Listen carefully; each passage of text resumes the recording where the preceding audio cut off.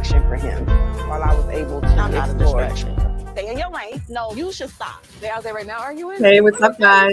Morgan, shut the hell up, girl. All right, we're about to begin. Ready to Love reunion part 2. Here we go. It's gonna be crazy. Let's just watch the Morgan Previously on the Ready to Love interview. Miami reunion special. Jeffrey, you chose Andre. I didn't hear from Dre. Hey guys, what's suspicious up? that you have two fathers in a life and they're not involved. It with their seems kids, suspicious their that you children. don't know that So black for me, men do this every single day. has And nothing it's to do not with for black me to men. chase them. Black men don't do that every day. Hmm. Black men do this No, they every don't. day. Y'all check out my last reunion. No, my panel review. Jeffrey actually came on and cleared something up. I put the clip of the video up so you guys can check that out. It just snowballed into Lyndon doesn't fit in that because he has a roommate, but that has everything to do with how you felt in that situation. No. You were giving DeMario a list of your demands, or else I can't talk to you. I Who are you? So while that's on, shout out to you guys. Thanks for joining me tonight for Ready to Love reunion part 2. This is the live reaction watch party. So as the credits are going, recapping last week's reunion part 1, make sure you click that thumbs up.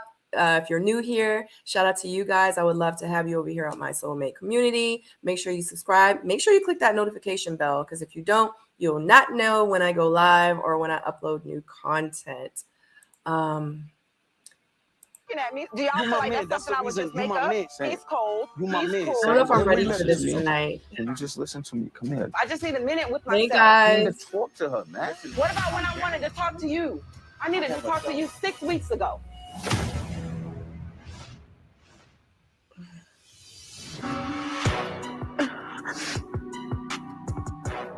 So this is where we left off. I wasn't meant for. You all right? Y'all need to know what y'all was Too much. up against. I was Hey, about to guys. say bring it on. Mark, bless his heart, he don't even know how bad of a person that Tony is. What? Because we didn't work out, so we're calling him a monster? No, he's a freaking monster. Dre looks even more scarier to me. And the way they up each other's asses, I can't.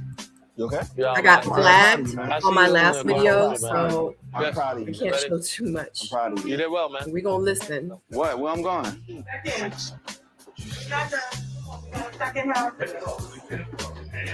All right, I'm ready. I need an eye drop, baby. Where did my drops? Because They're I'm ready done. to see I it. threw it away. Damn. It was barely a drop left. I look like a damn vampire now. All right. Y'all, is my eyes okay? Everybody good? Yes. Here we Are go. you good? Woo. He said, woo.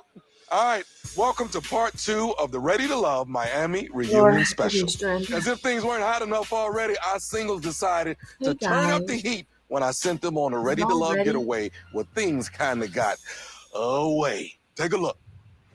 When in Rome, how you gonna come in laughing? Oh, you.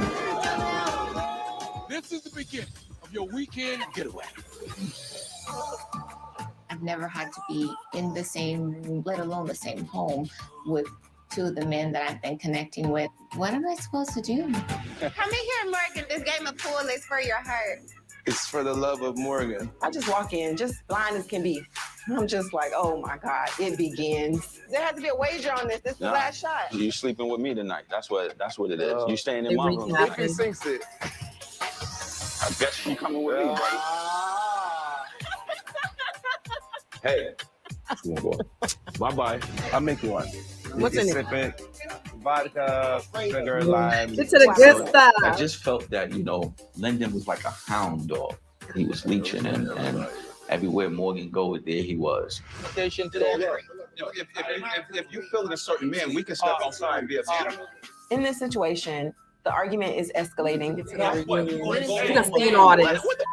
The longer I sit there, the more it's going to escalate. So I decided to remove myself. And if they decided to go outside and fight each other or cut each other's heads off, that's fine. I don't want to be around it. Mine says my little brown sugar thing. Oh, that's right. Because they didn't get to see any of this when they filmed the reunion. Just to let y'all know, they didn't get to see any of this footage. The night is great. We got up in our PJs, we exchanged candles like it was Christmas, and now it's time to dance and have a good time.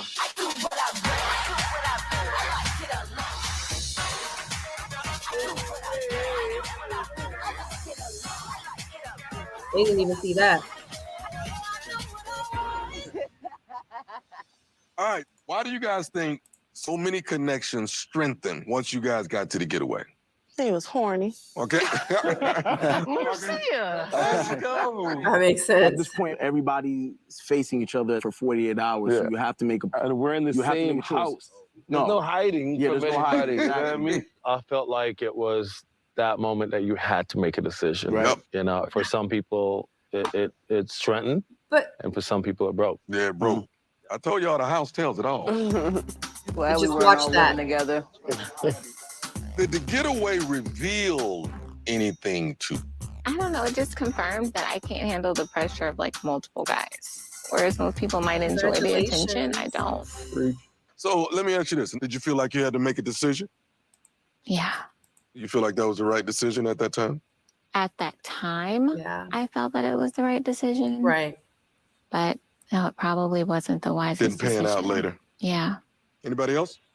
Just from my perspective, because I thought we were all going in Leave it alone. trying to man. decide. No, I'm not talking about you. Okay, I right, thought we were come all on. going in to figure our shit out. And I was the only one trying to figure shit out once we got there. Speaking of you trying to figure it out, Yeah, how do you feel when Tony says that you are hounding I Morgan? knew I was. You said I agree. At least he But, kept it real. On top of that, I had understood like how difficult this was Hey. for Morgan. And the last thing I wanted to do was make her feel Congratulations. uncomfortable. Like walking in and seeing us playing pool, we were fighting for her affection. Right. But after Agreed. she left the table and started crying, it was, you know, it was like, yeah, this is really lot. affecting her. You know what I mean? This is tough. All right. So let me ask this. So after the heated discussion at the dinner table, Oh, give Morgan a break. did your mind change about your connection? It just made it even harder, you know, because Tony had a lot of red flags, whereas Lyndon didn't. You know, Lyndon did certain things that let me know it was not just, a simple crush, but he and I shared a lot of time together, Tony. Right. And I feel like I gave him maybe too much grace. He says things that he doesn't mean at the moment, but was there some validity to it? Yeah, I felt like Marcy would have been a good distraction for him while I was able to I'm not a explore. They distraction. about to get into it. No shade, sweetheart, but you definitely would have been because he Yeah. would have had somebody else to Yeah, but entertain. I said, Everybody but had I'm not a distraction. distraction. You're right, you were because you weren't there. Uh-oh. Why are you so upset? Because I said I, am. I wasn't have a every right to distraction. be, but I'm I'm about to not go upset watch with you. this, So though. stay in your lane. No, because I wasn't talking about you. You should you should stop. No, you should stop should because stop. I had nothing to say to you. I'm not your issue, sis. I didn't say you were. Why are you still But talking? you're angry. Mercy, girl, shut up. I ain't got time to Shut sit up, up here. but I'm not shutting up. Oh Lord. What's going You're on right here? insane. What's happening? She's What's happening? insane. What's Oh happening? no. Because Keep as I embarrassing was her. saying, had Marcy had been there, he would have had a distraction, and it wouldn't have been so much focus on what me and Lyndon had going on. You are so not the same, bro. I'm not even talking to you, sweetheart. Oh, okay. Well, you're looking at me No, I when you wasn't. speak. I wasn't looking at you. You want me to look at you, but I wasn't. What the heck is going on? I thought this was gonna get through this without women arguing with each other. Let's distraction. bring it down. Let's bring it down. We good. We grown. Because We this got it. not that. Trust Okay. me. That's it. Sweetheart, fine. It seemed like that getaway still carrying a lot of heat, boy. That's what I'm saying. All right, up next, we're talking to Andre about his love journey that went from being laser focused to a little ADD. The Ready to Love Miami reunion continues after this. Seating change, guys. Marcy and Morgan they go box in the hall. What's up with this crazy ass, unhinged ass girl? Y'all are casting some real crazy people. Did you hear her? She said, y'all casted some crazy people. What's going on, guys? Welcome back to my channel. I'm Serena Soul. If you have not hit that thumbs up, definitely click that thumbs up. If you are new here, shout out to you guys. Thank you so much for joining me tonight for Ready to Love Reunion, Part 2. This is the live reaction watch party. I'm not going to be showing too much of the show because last week I actually got flagged. I didn't even show, I think the max time I showed for one of the scenes was 30 seconds. And I want to say all of the scenes were about 30 seconds and literally they flagged the entire video. So I'm going through now trying to get that edited so it can be up there. But if it does go back up there, like I'm literally in the process of it right now.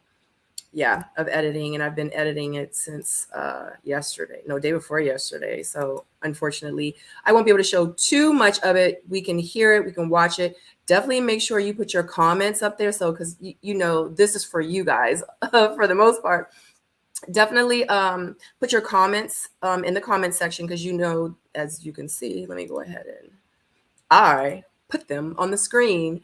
And yeah, so did y'all see, let me just say this. Shout out to Carlos King. I love Carlos King. Love him. He is the creator of Love and Marriage DC. I'm a fan of them just because also too, I know them personally, the people on Love and Marriage DC. So I definitely watch them. I don't review that show because it's just too close to home for me. And, it's just too close to home. So I'll never review that show, but I absolutely watch it. I support it. Shout out to Carlos King for Love and Marriage DC. But we will absolutely still talk about the things that I see on the screen during the breaks. And don't forget, on Tuesday, I will have my live panel review discussing tonight's episode.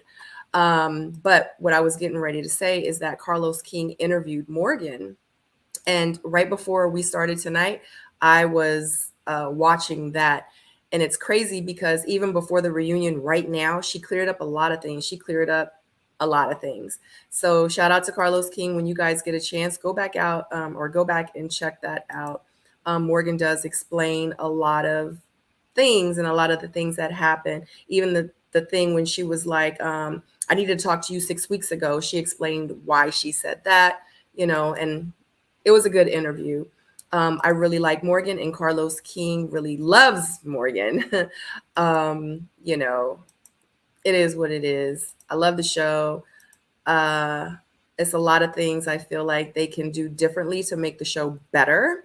And I hope that they listen to the viewers and listen to the super fans and the fans and the tweets and look at the blogs, because I feel like this could be a great show. So hopefully moving forward for the next season, maybe they can tweak it and do like things a little bit differently to make it better. It's a good show, but it can definitely be better. 30 seconds and they flagged me. And normally it's like 50 seconds that you can show. Technically, they tell you shouldn't show any copyrighted stuff at all. They tell you not to show any of it at all. But I know some people, and I know some people with different channels, they show the whole thing. And I don't know how they're able to do that, but I can't. So you can show it, you just won't be monetized. Same half up, half down from day one. Does it feel familiar? Like, what's the point? You know what I mean? Welcome back to the Ready to Love Miami reunion special. Hey, Just when he SJ. thought he was down and out, woo! Andre not only bounced back, but found himself squarely in the middle of a love triangle. Let's take a look. For some reason, while I'm talking to you, I'm falling in like comfort. Jeffrey is a sweetheart. I'm attracted to her soft side. So I'm Absolutely. curious about her. Hi. How are you? Yes. My first she does. impression of Cynthia, I was like, wow. The only thing I really saw was that color green, if you know what I mean. Remember that's when I'm with I you. want to say this though. How would it have been if I was on the same season with Morgan? Oh my God. Because of course I had a Morgan sorta on my season, but Morgan, it was different. It was different. Morgan's different. I just wonder how it would have been. Looks like it.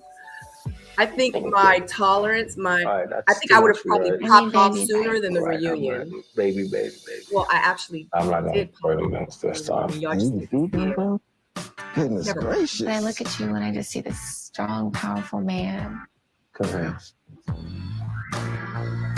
Nope. Capricorn, I did too. I like her. I've always liked her. Jeffrey, Not everybody's cup of tea, but I choose you. great TV. What's wrong with the good stuff? All right, Drake. You had two Not me being. super strong connections Not me being. with both of these beautiful ladies, Jeffrey and Cynthia. God, What drew you so close to these ladies? What drew me to Jeffrey was just that initial attraction. It's just like a magnet. And after that, we started speaking. I noticed that we had a lot in common. And as I get to know her more, I saw the softer side of her. I saw who she really was. For Cynthia now, she kind of caught me off guard. Very well. You saw Cynthia walk in. What happened? First of all, she was very curvaceous. That goddamn Dre know he live on that surface. Cynthia, was Andre somebody that you noticed when you first walked in? No, I was cockeyed when I first walked in. Cockeyed. Yeah. Okay. Well, let's explain that one eye at a time. What I mean by that is when I first walked in, I was just nervous, right? So I really didn't notice anyone. Just noticed. When did you notice Andre? Him and Tony rushed to me. No. It was the other way around. It was the other way around. She rushed to me. So as your feelings for Andre grew, Andre still had a strong connection with Jeffrey. Did you ever feel like you were competing? No, it never really bothered me. Because I was okay with allowing everyone to go through their process. Move around. Always been elegant. Right? How did it feel to be stuck in this love triangle? To be honest, Tommy, I've never been in this situation before, dating multiple women. I don't believe you, Andre. Yo, G, leave him alone, man. Yo, leave him alone out here, yo. For me, it was like a tug of war because, I really liked both of them. I felt like I was still undecided, and it made me look like I was still playing the field, which I was not.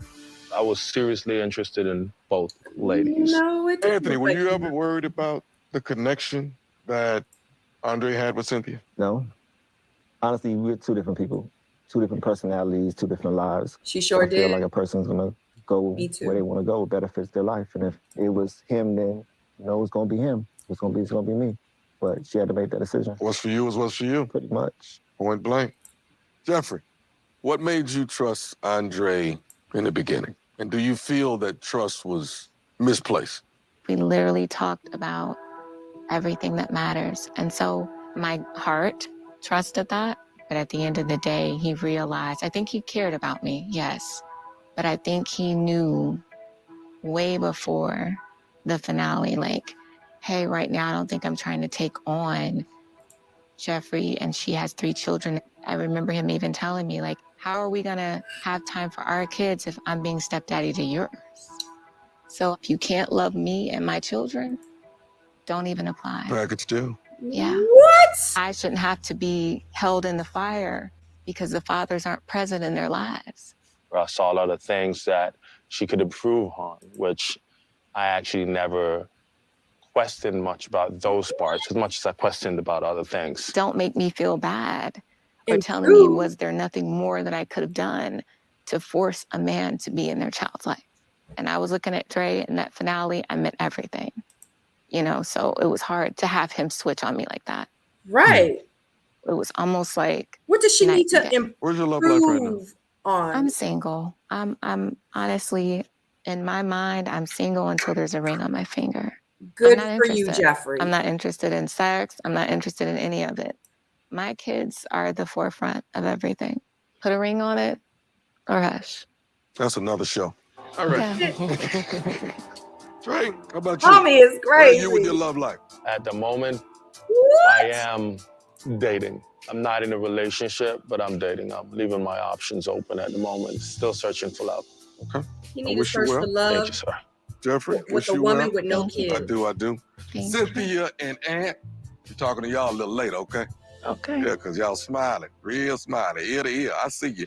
After the break, we're dialing up the smooth operator and talking to Tony about his many, many connections. We'll be back right after this. Oh man, Tony. Gee, I hope you're ready. I feel nauseous. She needed to improve in areas. I feel like this. When you are in your mid-30s, your late 30s, early 40s, late 40s. I mean, everybody has room for improvement. Don't get me wrong. But it's kind of like, since the reunion, it's like, Jeffrey has kids. Jeffrey baby daddies. Jeffrey keeping her kids away from her daddies. Now Jeffrey needs to improve. Now, like, stop it. These men wanted to make it to the end, period. They saw Jeffrey as an opportunity, because in real life, like, regardless of what Jeffrey was trying to do, even if she was acting, if she wasn't acting, if she was really looking for love, they saw her as being vulnerable, because I really do feel like she is looking for somebody to add to her life as her man, and also someone for her kids. And it's nothing wrong with that. It's nothing wrong with that. But the fact that they knew that, I feel like they preyed on her. Is that the word, prey? I feel like that they took advantage of the situation. Like, oh yeah, she looking. And honestly, a lot of men do that to women, especially because that is a weakness that some women have. It's a weakness, and women are vulnerable. And I get it, because I feel like when my daughter was like, very young, like 2, 3, 4 years old, I kind of feel like I was in that place too, where, I was dating these men, and I felt like, and that's when I was dating potential, and I felt like that these weren't the best men. He had this red flag, he had that red flag, he had like a couple of pink flags, he might have had one yellow flag, but I'm gonna try to make it work, for the sake of my daughter too, because now he's met her, he's met my daughter. So it was kind of like, when I met him, he was like golden, he was everything that a woman could dream of. But then it's like, now he's like, we've been dating 6 months, now I've introduced him to my daughter, now we're like doing the little family thing. Do change. Became abusive, became emotionally abusive. Verbally abusive. He became physically abusive, and I really feel like that men do prey on women like that. And I feel like they saw that weakness within her and they preyed on her. I'm not saying that Jeffrey didn't play a part either. I'm just talking about the men in her right now. I'm not talking about her. So, and it's just such an unfortunate situation, because Mark Anthony, Dre, men like that, they knew they wasn't trying to, for real, they probably wasn't even trying to settle down. Just like Andre said in the beginning of the show, when we first started talking to him, he was like, yeah, I was for the streets. You know what I'm saying? I was for the streets, but I'm ready to settle down now. You know what I mean? So whatever. Maybe I'm just tripping. I'm sorry. I'm just babbling. What are y'all saying over here?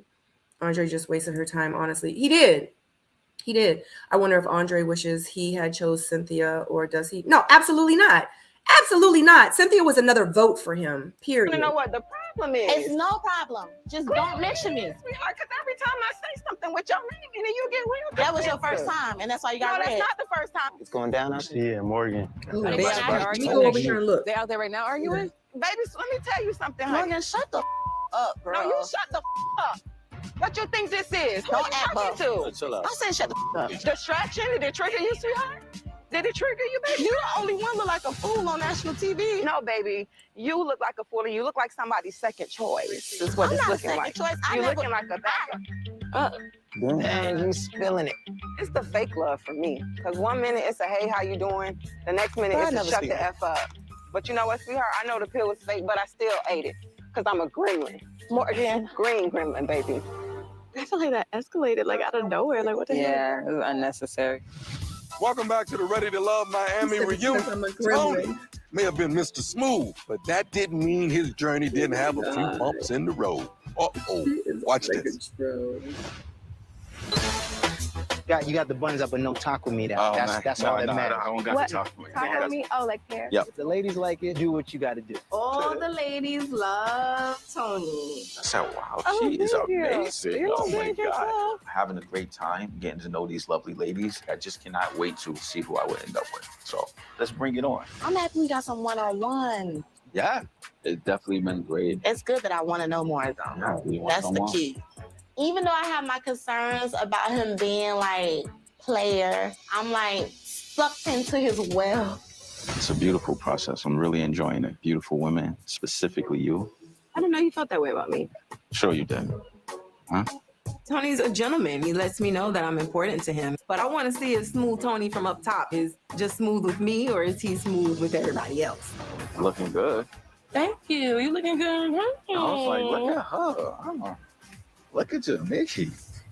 You say things and you do things that are unbecoming of a man.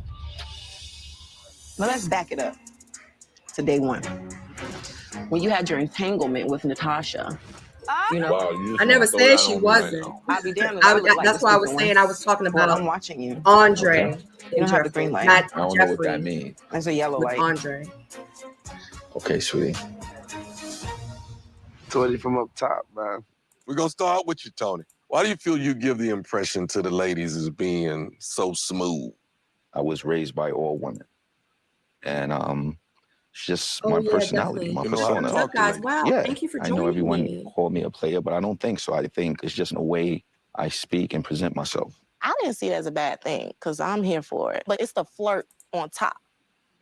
He was just like landing on thick. But I can't deny that out of all the guys, Tony let me be me. It better be. All right, Tony, we're gonna address the elephant in the room. Cause you broke the rules. You had something going with Miss Natasha after Natasha's journey came to an end. Grown men. Oh, be quiet, be quiet, be quiet. Tell me about that. Me and Natasha went out a couple of times. We talked. We had a great conversation. She's an amazing woman, and we had a great time together. That's what it was.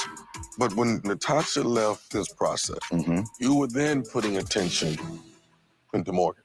At the mixer, me and Morgan had a great conversation, but it wasn't that deep with me and Morgan yet. Natasha, what made you mix up or connect with Tony even though you knew he was still in this process? He and I exchanged numbers, so we ended up talking that night, and I didn't see any reason to rule it out. Once I confirmed that there was a connection there, then it was time to have that conversation. He asked me, did I want him to leave the show? And I said, the reason why I'm not gonna do that is because I wouldn't want you to tell me to leave. Tony, if Natasha would have said, yes, I want you to leave this journey, you would have left? I don't know about that. Oh, come on now, Tony. We know you wouldn't have left. But you asked her. I mean, if she said it, I'm not gonna deny it, but I just don't remember that. Because you don't want to remember it. So my issue with Tony with regard to being the player is the intention. He just ghosted me. He blocked me on social media. I just never heard from him again. This is slander. She might got receipts, so shut up. Where She the got a receipts point. at? Number one, you knew the deal. You knew I was in this process. And the reason we stopped talking, let's keep it all the way 100, is Click you that told thumbs up, producers guys. that Thank you and I you. slept together. Wait. Oh! So I felt right away that you was looking for clout, or you wanted to blow everything up, or what have you. But you know, I wasn't gonna give you that, Natasha. So what I decided to do was not respond to any of your texts, any of your calls, any of your IG messages. First of all, there were no IG messages. It was one text message where I genuinely was checking on you because people were saying that you had a drinking problem and you're constantly drinking, and I was concerned about that. I told y'all, don't play with her. And if you want to blow something up, we could blow it up. If it wasn't Listen, out there, 'cause Tommy, I was over here not knowing. Tommy, for a listen. second. And you still Tommy, don't know listen. anything. But Tommy, what- listen, man. and- Listen, and- Tommy. And you know what? I'm speaking now. You know what? Tommy, And listen. I don't care She because don't when play they a talk part in this process, okay? We had our 2-week stance, and 2 that's week it. stand. Oh, shit. What's the problem with that? Mark Anthony, hush. Hush. Listen, I'm not coming on the reunion to assassinate anyone's character, doubt. but he was not here to truly find love. If you're telling girls on the show whatever they want to hear just because you want to stay on the show, that's one thing, but it's a problem for me when someone holds himself out to be a man of God and a good father, and they're not. We all here for one reason, right? Is to meet that special woman. So I was enjoying myself getting to know the ladies. It's just that, you know, I haven't found one yet. It's a difference. Morgan, did you have any idea this was going on with he and Natasha? At first, no. At some point, he told me he had to come clean about something. And He said that he had some relations with Natasha and that He he felt did. like I should know. He told me to. But for what it's worth, I didn't hold it against you. Unfortunately, men will be men. It's frustrating because he gets to have his cake and eat it too. It's like, oh, well, he's a man. It's not okay for a woman to go through this process and explore and have her heart open, and then to have men that intentionally come on to manipulate and deceive. So it's not just about fixing what he needs to fix for a relationship. He needs to get himself together. And I think you are be a the person that he manipulator. lays I don't know himself if out you to realize be. it or not, but before Marcy went home, it was all cool. The day you went home, he called me, you need to get this guy out of here ASAP. Like, I needed to cancel and then he needed to be off the show. Tony got an ego. Immediately. Every man in here have an ego. No, but not like you, sweetheart. Yours is the size of this room. But It's okay. for him to say that, what kind of manipulating mess is that? Can I just chime in? Because I heard my name. Go ahead, Tommy, man. Jeez, sir. I never tried to get you off the show. I always spoke highly of you. Good job, Linda. All right, that's it. All right, Tony. We've been talking about things that happened in the past. Where are you right now with your love life? I'm at a good place right now. Oh, Don't my have any relationships. Just finding me again, man. And, you know, again, Marcy is my friend. But Marcy refused to go on a date with me, so we go out during the day. And, you know, we talk and have good times, have drinks and laugh. I appreciate that. I confide in Marcy. And, yeah, we had a good space right now. Marcia, why no date? Man, y'all know I'm careful. Yes, absolutely. And I respect the process. I knew what I signed up for. So Tony dating and seeing, you know, all of us, I think we're all beautiful. I think we're very different. And we have to true. explore our connections. Absolutely. But yeah, he ain't getting no dinner date. Like, we'll meet up for my pina coladas. And I respect that. And he respected. So, Absolutely. Well, I will say that, brother to brother. This journey is about finding love. It's not a playing field. It's not a place to come run game. Absolutely. So all you brothers out there got to get it together, especially with our black women, because they've been holding our black asses up for a long ass time. We tired. Thank you. Tell him, Tommy. Let's move on. Coming up, it's all eyes on Anthony and Cynthia. We'll find out if love is still going strong when we return after this. How do I know you'll be good enough?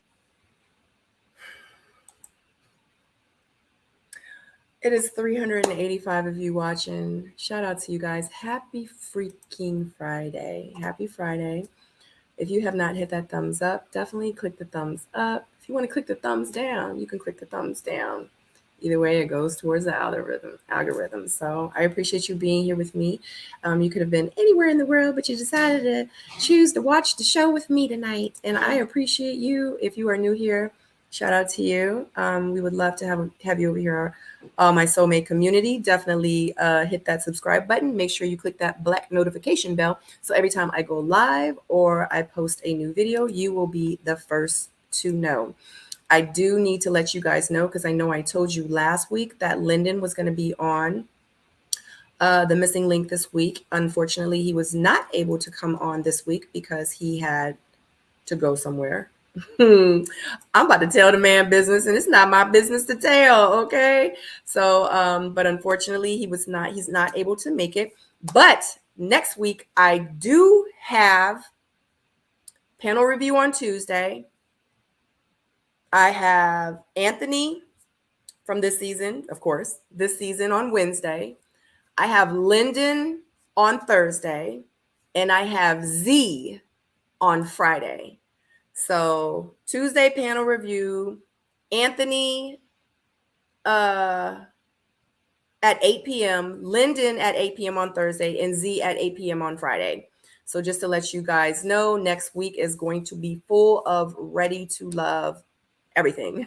So definitely you want to make sure, and you guys know I usually go live at 8 p.m.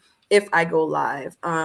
So Tuesday at 8 p.m. panel review, Wednesday, Anthony 8 p.m., Lyndon Thursday 8 p.m., Z Friday 8 p.m. All right. Make sure you tune in. And for my soulmates, if you guys follow my wall, I actually put something in there in the messages for you, and I asked you guys a question. And I haven't seen any comments, but don't forget to check that message out. And if you had, well, pretty much I can say it. If you had any questions for those three that I will be interviewing next week, I asked you to put the question down, or the questions down, in the comment section with that post that I sent you guys. I think it was last night. So because they're soulmates, they are part of my membership program, which anybody can be. There's 4 tiers to choose from. If you click that membership button on my front screen, you are able to join. And usually my soulmates are usually the first ones to know about stuff like that. And because y'all are my bona fide soulmates, y'all get like first dibs in asking the questions for the people that I will be interviewing. So check that out, guys. I'm so I feel like I'm so drained by them. It's just so much. And I just feel like the sincerity is not there. I just feel like it's a lot of fake. I feel like it's a lot of unnecessary, a lot of stuff. I don't know. I just feel like real drained at this point. I love the entertainment, but maybe I'm just tired. And I just kind of want it to be over with at this point. Like, I just feel like, you know how it's that drama that you watch on TV and you're like, oh my God, I can't wait to tune in till next week. The show is so good. The show is so good. I see the drama. I'm getting the entertainment from it, but it's not like that drama that's pulling me back in that I want to keep watching every week. Does that make sense? You know, so I'm just kind of there now at that point. And Tony tried to kick me off the show. For the record, what the Tat, what the F? Maybe it's just me. Welcome back to the Ready to Love Miami reunion special. Anthony and Cynthia first connected at the boat party and sailed their way to the end as a final couple. Let's see if it's still smooth sailing for these two. I heard some showing all great the- things about you. I'm like, Did you? I want my Past time with Anthony. scenes. He was matching. Having this Make be sure my you click first the time thumbs really up. talking Wow, to Cynthia 460 one-on-one. I really guys. wanted to Make get sure a you chance to know click her that thumbs because up on it the is way in, extremely guys. important for me Shout to out to you find somebody guys. that can be there for my daughter as much as I am. I'm looking to have someone for the They're long going through haul. this journey. Everything you're saying just sounds good. So what's your future look like? Marriage. Yeah. Smiled when you said that. Everybody kind of gravitated to where they're. So while they're going through the replays, just to let you know, I have interviewed Blake, I have interviewed Jonique, I have interviewed Marcia already, and I have interviewed Blue. So check that out. Go down to my past videos, and they were on the missing link. So if you want to know more about them, because I talk about, to them about their businesses and stuff like that, definitely watch those videos. Great videos. You get to see a lot of who they really Mark on are. this life journey with you, and of course, I choose you.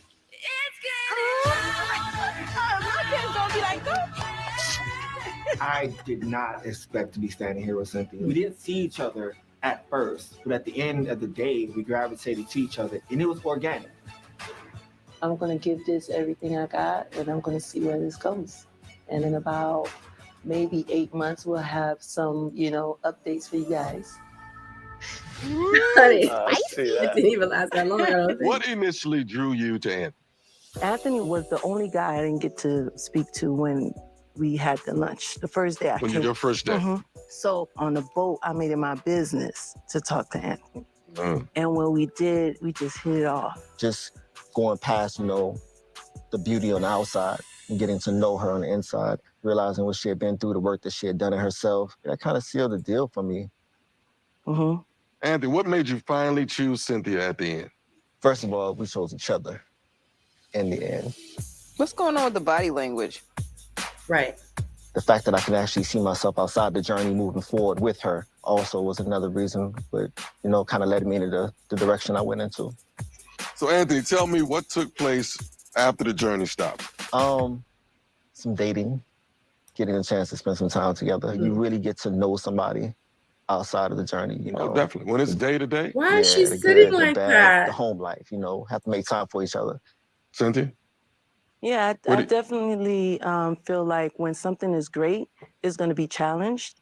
And two people that want the same thing, they're going to stand the test of time. So y'all talk to Tommy. Are y'all currently still dating? Don't nobody know? It's certain things about Anthony that I've never experienced. and is a growing process for me. And it was times when we was going through our challenges, I didn't handle it correctly. Well, I didn't handle him correctly. And going through this journey with Anthony, I realized that I was emotionally unavailable. Man, this is a lot. Kind of like took a step back because that's best, to be the best woman that I can be for Anthony, because he is a great guy and he deserved that. And I want to do that for him. Anthony, how do you feel about that decision? I think it was a very mature thing. We're all gonna have our flaws, you know what I mean? So it just depends on how we tackle it, acknowledge it, and we work on it. Get to it, Anthony. Damn. Y'all talking or not? So being able to take acknowledgement and say, you know what, I need to work on this in order for me to be a better person for you, you can't do anything but respect it. So hopefully she does what she says she's gonna do, and we'll build a friendship. I will, babe, I will. What's T? They're not gonna watch this. Why y'all trying to come down on Anthony that No, hard? we're not He's a coming down good on man. Anthony. No, y'all, we can At what point are you gonna stand for one of the ladies? Because you've been standing for all the men.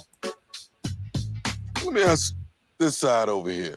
Am I the only one shocked that they stopped and took a step back? I'm disappointed, but I think that they're not sitting here with any anger or malice. Oh, so- there's none. Yeah, that's beautiful. Oh, God. Ooh, I love that part. Yes, Jesus. I think there's a really good possibility and a good chance of them amounting to something. That'll be a great fit. Anthony is one of my top connections. So I think they're both awesome. Your journey is just a different journey, but it'll end, where it's supposed to. You know what? Let me say this. Throughout this reunion and seeing you all, there is no way you could have told me y'all wasn't together. I see you all as a couple. So that's just think about that. I take that, and I believe I do. That's why I'm willing to do the work, because he's worth it to me. If he wasn't, I would. All right, I wish you You're guys well. so Disney. You look beautiful. Appreciate it. All right, that was don't nice. y'all move, But why because she after seem this so break, we're talking to the man who had the ladies shook on arrival. Keep it locked. We'll be right back after this. Maybe I'm just tired. Maybe I'm just tired today. Maybe that's what it is. Natasha did say she was surprised when they called her name on the stage.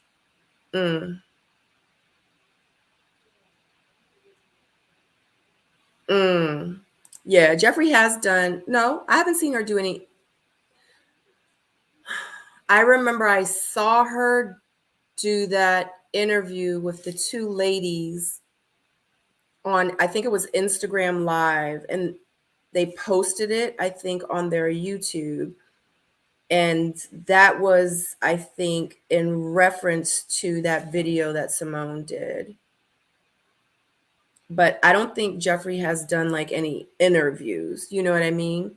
I do know that my last panel review, the panel review I just did on Tuesday, Jeffree came on. She was in the chat. And she did want to clear up the thing about Black men do this every day. And she had wanted to clear up that she was talking about her experience. She said, because it was my journey, or it was mine, or something to that nature. But she had me play that back, and she actually has it on her Instagram. But you can check that video out on Tuesday. I am watching the show on Philo. And because I don't have cable, I just have the Fire Stick, and I can't remember, but it's the other thing that I have. But I have the Fire Stick, and I just pay for like the apps that I want. Like I have like the All Black app. I have Hulu. No, not Hulu. I have, of course, Prime Video. I have Philo. Did I say Philo? All Black. Netflix. Like I only have like 3 or 4. I don't have that many apps, but the apps that I have are the shows that I watch the most. And with Philo, it has a bunch of different shows on there. And I think Philo is $25 a month, but you get a lot of shows. Because I was paying like $150 for cable when I was watching like 4 channels. I was like, I might as well get the app. So, you know what I'm saying? Oh, and I have Zeus Network because, I do like a little bit, you know what I'm saying, action and drama. Now, that's that drama that make you come back, child. what is it, the Bad Girls Club, whatever, with Krishan and them and Natalie Nunn. Child, let me tell you something. When Natalie started that, like Natalie went from being like a millionaire to a millionaire because of that show. And I don't know what it is, but that drama sells, honey. It is selling, and people literally, Krishan Rock went from a regular girl on a show with Blue to now a sensation. She literally has built herself from the ground up, but she literally had to fight to get there. Literally. Okay. So shout out to Krishan Rock. I love Krishan. Let me tell you something. She's Blue. I remember he had like 1 million, whatever followers. She had like a couple 100,000. Honey, she has surpassed him by a whole million. He is nothing now without her. Welcome back to the Ready to Love Miami reunion special. Marc Anthony began his journey with the intention of making his single life ancient history. But despite a strong connection with Jeffree, Marc Anthony ultimately hoped Mercedes could be his Cleopatra. Let's take a look. Ladies, let me introduce to you Marc Anthony. They do this for everybody. All right. Hi, everybody. She wasn't feeling him. He's a nice ass. Like it's really good. Maybe he tried to show it off because it was a good butt. So I kind of like moved around a lot as a kid, but I think the older you get, the more you appreciate stability. Like I want to find that anchor. Right. As far as Marc Anthony, we have something that's organic, it's easy, it's fun. Give a foot massage to the Honey, person you people feel the strongest will lip connection out. with. Yeah. That's But they have had a white man on the show I'm giving before. 2 foot rubs. If he was faster. Well, yeah, right there. Yeah, that's me, yo.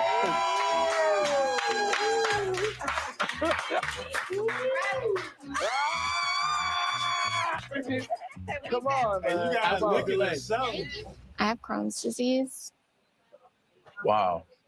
I don't see this as a barrier at all. If anything, it's something you overcome. I bet you Andre didn't even know that. We shared a nice, passionate kiss. I felt like it drew us closer. So what you like about me? I like that bubbly personality you got. Nice smile. You're all smiling.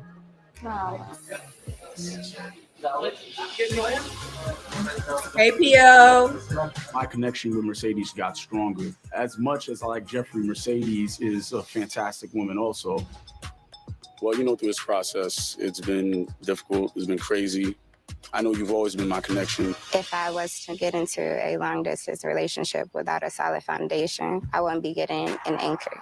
I would be getting like a boat without a sail. I'm not willing to compromise my growth or my healing. So today, I choose myself. Okay. Thank you.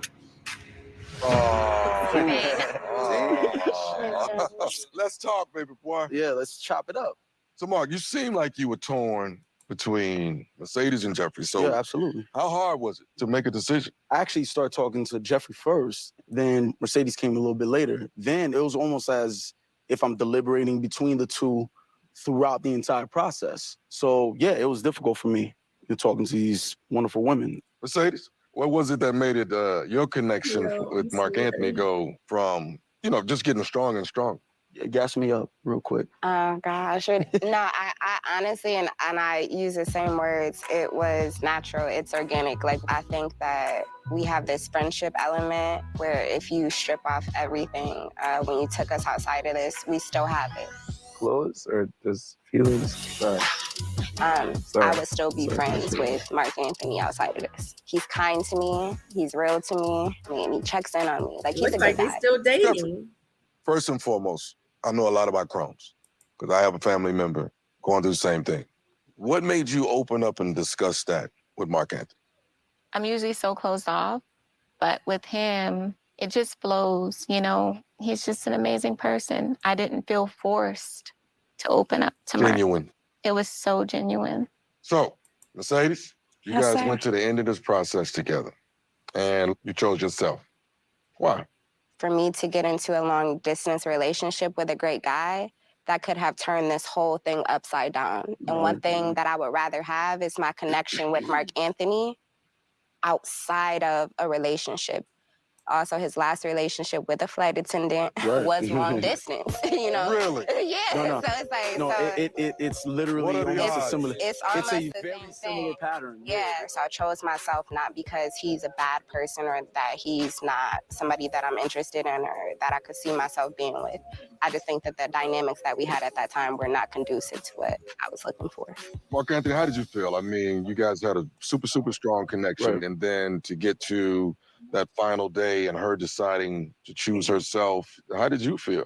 I always pride myself on being extremely rational and reasonable. So if I'm back in New York trying to handle business and she's down here and she actually needs an anchor to stay in Florida, I'm like, well, I'm not going to physically be there for you. So I knew immediately, I'm like, that's a valid reason for us not pursuing a potential relationship. But in my head, I was thinking, like, whether we're in a relationship or not, like, Yeah, you we know are what I good. mean? Yeah, Like, so it's gonna be good. that's how I always felt. Even when I was talking to Jeffrey, I'm like, look, we don't talk anymore, whatever, but you could always holler at me if there's any issue.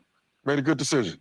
And y'all friends. Thank you. You Friends, taught yeah. me well. For the friends, you know what I mean? I can't just be friends with Mercedes. Like, I mean, look how fine she look. I mean, I Thank can't you. be friends with her. What just happened?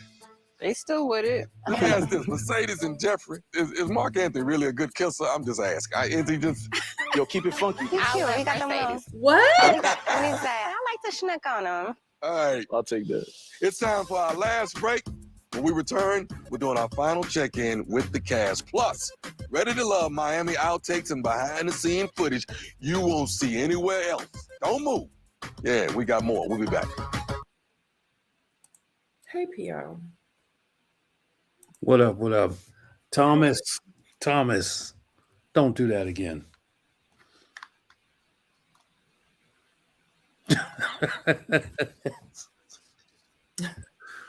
It's moments like this when I'm like, do I really want to do next season? Like, it's moments like this. Totally exhausting. Like, there's so. I'm just gonna keep it a buck. There's so much unrealness that is Yeah. aggravating to watch. At this point, Right. correct. I mean, I'm not going to even give my valid opinion in this form right here. Just cause, we got the panel review coming up, but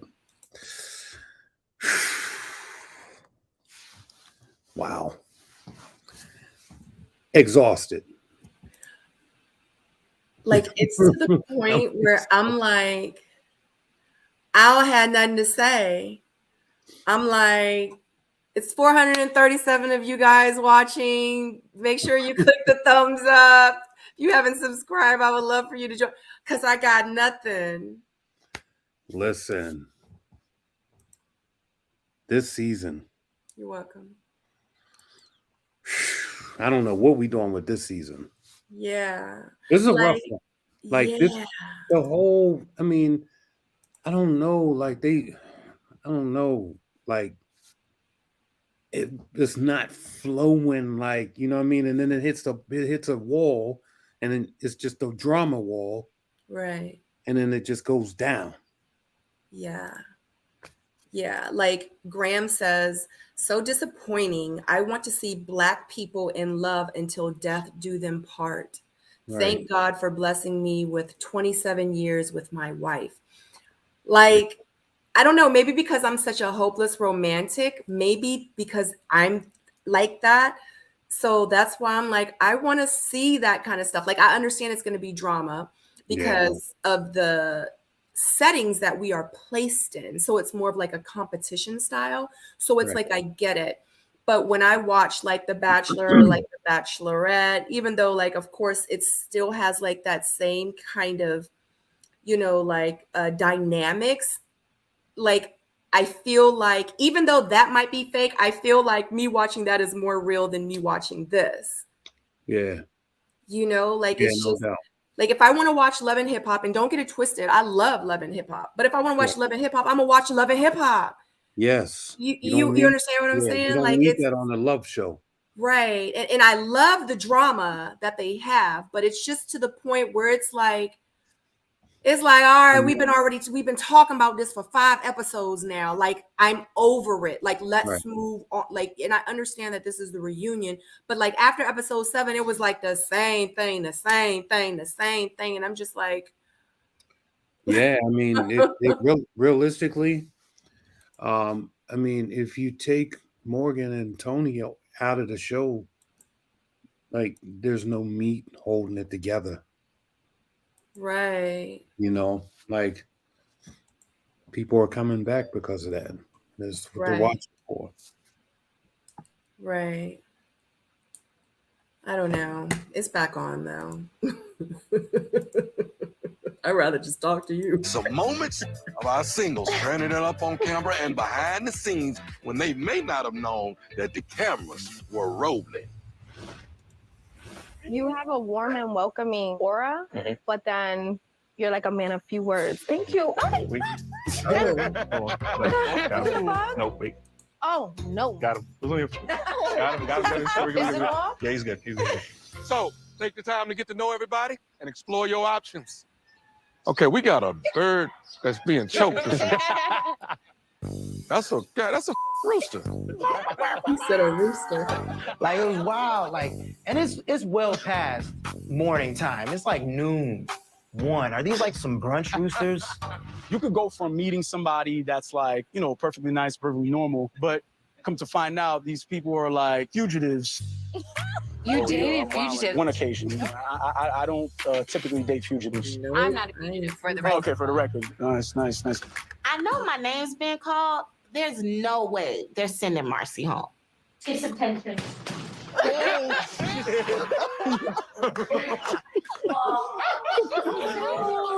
Maybe that was God humbling me, like, girl. Where do I sit? Basically, that's you know what? Here. That's perfect. All right, we could do that. Here you go. You got to pass to me though. Okay. Ready? And very suggestive position for Suan, number 1. I've never seen this side of Suan before. So I'm looking around, I'm like, all right, this is nice. Hey. Oh, I remember that. Yeah, I remember that. I was there. I had to run away.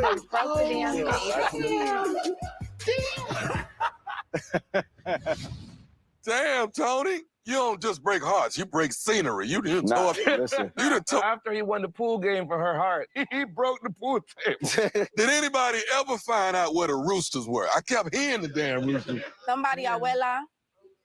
Somebody abuela. Yo, you wildin'.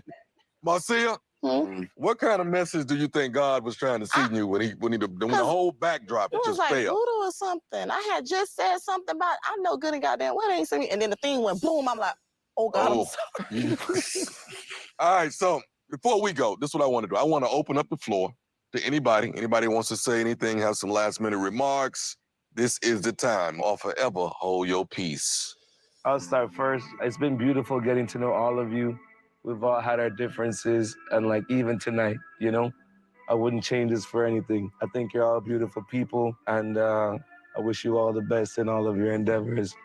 I know things didn't turn out as well as I thought it would have for me and Jeffrey. I still got a lot of love for Jeffrey. I wouldn't say I'm regretful of the way things work out, but I'm pretty sure everything is for a reason. But it's all love. I love y'all. I'm proud of us. We did good. I'm proud of everybody here. I love you guys. Well, give yourselves a round of applause. Well, that's a wrap for us. I know it isn't always easy, so thank y'all for showing up tonight and being so open while looking back on an amazing season. The journey to find love comes with a lot of ups and downs and twists and turns, so I commend those of you who found it. And for the singles who are not ready to love, your time is coming, and I'll forever be rooting for you. All right? Join us next season when we will be bringing Ready to Love to Dallas. Uh-oh, where everything is big, baby. We want to thank y'all for watching. Until next time, I'm your boy, Tommy Miles. Good night. I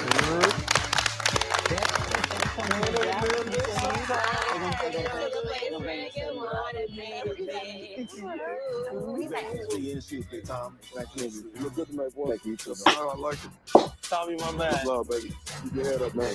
Be good, be good. Hey, man. Good riddance. Instagram right now. I'm sorry. But now listen. A husband, a man. I rock with the people. I do. Individually, like this whole is collectively, collaboratively. I don't want nothing to do with it. Like, I don't know. Was it the editing? Was it the storyline? Was it the intentions? Like,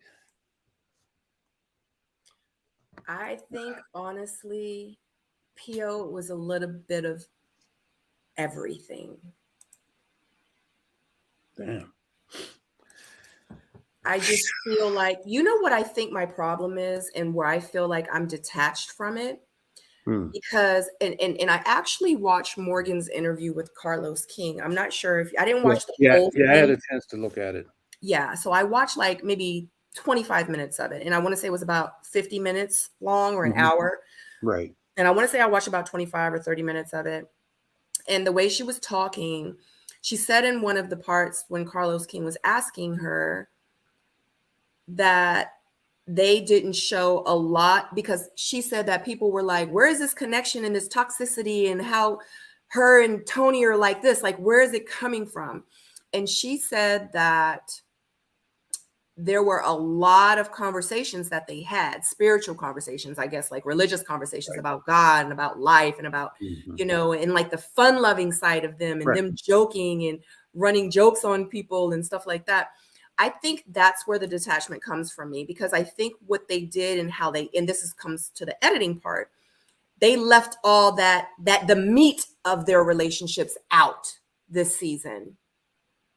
I know they did it in my season because everybody was like, how does Sabrina have a connection with Walter when they ain't even connecting? You know what I mean? But I'm like, wait a minute. He and I went on like this date, this group date, that, we did this. They showed none of it. Right. You know, So, and they showed us having our first date like episode 7. Right. You know, that's the thing. I feel like, well, I know for me, anything that I said, any substantive type of interactions, conversations, or whatever, any intellectual talk or whatever, it was just totally wiped out. So all you got was surface level, shallow rigidness. I'm like, so yeah, I think they isolate all of this stuff on purpose to get you to believe the types of personalities that they're trying to show you. Because like, I've never heard Tony talk about his kids at all, I don't think, during the process. But I'm sure that he would have at least, you know, mentioned, hey, I have kids, I'm proud of my kids, something, right? And I'm sure they omitted all of those types of things that paints the picture of him being, you know, somebody that's functioning, you know, that's, you know, has family values and stuff like that. But they got him, the way that they have him looking is like you're an angry man that prays with an attitude, and, you know, you're just coarse and rigid. And, you know, it's like caveman days. I'm not saying that the guy is that way. Right. But that's what they're showing us. That's the person that they're trying to get us to believe that he is. Yeah. And, you know, I just want to learn about people a little bit more better and not just dark sides of people. You know what I mean? Yeah. Yeah. I mean, I don't know, for this whole season, I can't pick anything about, you know, these folks, any of the castmates that. What up? What up, my good people? What up, boy? What's good? Oh, man. Ain't What nothing. is up? Ain't nothing. How you living? I'm good. How y'all Free doing? from prison. That's Huh? all. That's all you need to be is living free from prison. Yeah. What's up, everybody in the chat? The shade, the shade. What up? What's up? What's up? How's Hey, everybody doing? Tyrone. Yeah, man. How do you feel after? All this? right, because I got nothing. I mean, do you feel like you want to take a nap, or do you feel like you're happy it's over? Do you feel like you've been fulfilled? It's like it's like watching that sequel that you've been watching for years, and then basically the last episode they just show the people turning off the TV, like you got nothing. It felt like they still wanted to explain the drama, but in the end, they wanted to clean it up, but literally showed their only couple on day one. So, that's what it felt like. It felt like they was just trying to clean it up. Yeah. And then too, I'm gonna say this. Out of all the couples, and because some of us really do want to see like a real connection and want to see love and like a love story, you know what I mean? So it's like you have your toxic couple, you have your slow couple, you have your boring couple, you have your couple that's really here for love. So it's Right. like, it's like a balance. So I feel like this season, Cynthia and Anthony was that couple that made us go, we still got hope. You know what I'm saying? Yeah. You understand? Right. Mhm. And then we see them at the reunion and she like this. Right. I'll be back. We like, oh, damn, the only little bit of hope we got is Right. gone. But if we go, just think about this here. If we look at the cast, we'll say 70% of the cast was hogwash, right? And I'll tell you why. Let me go name by name. Corvea. The only thing we learned about her was that she's a gold digger or whatever. She wasn't about nothing but gold digging. I'm not saying, and let me clarify this before people start running with this. I am not saying that this is who they are. I'm telling you what we're seeing on TV. I don't know these folks. Then you got Fabrice, sex maniac, right? Tony, he's a monster and he's always angry, right? Then you have Jeffrey, who seems like she always wants to kick up drama, but at the same time, whatever. Like, then you have Morgan. Everything like it's all led with negativity, right? And I know that they didn't just get a pool of negative people and put them in the room. They don't do that. Yeah, and then you have Blake, who's I don't know what they say, manipulator and just off-putting or whatever. These are people, like these are human beings. Like, no, you're not just going out here and cultivating, curating a list of people with bad attributes to put them on a show. So give us some damn substance with this stuff. So basically, it's like dating in the real world. We have a 10% chance that you're gonna find a Yeah. I mean, when you think about that, Ty, look at that picture, man. Look at what you learned about these people. Nothing good, with the exception of maybe one or two people. I think, honestly, I think some people got a bad rep early. I think they got a bad, I was complaining about Z's dates early, because she got hooked up with Blake early. And I think a date with Z and Lyndon would have been good early, but yeah, like it's a season. I mean, I get to thinking, like, what do we expect? And if we got what we expected, would we still even be happy about it? I mean, I think that it would give, more purpose and context to what the goal actually is, right? Because I'm sure that there are really good moments in these shows that we're not seeing, but we definitely see all the bad moments of the show. Yeah, I mean, at this point I understand they got to sell the show, Yeah, you have to. You but have to. it's tough seeing them not focus on some of the things that I personally would have been focused on. Right. Yeah, that's my biggest gripe. It's like I want to see people be human beings. I get it. You can show drama and maybe create the storylines, but give me a little bit of substance with my plate of drama. That's it. Excuse me.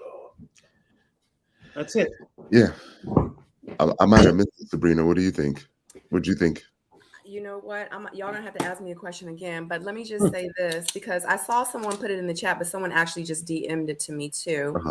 Carlos just dropped a video that he did with Tony. He interviewed Tony. Okay. He dropped the video with Morgan earlier. Okay. You know, Carlos King is the creator of Love and Marriage DC and Love and Marriage Huntsville. I want to say.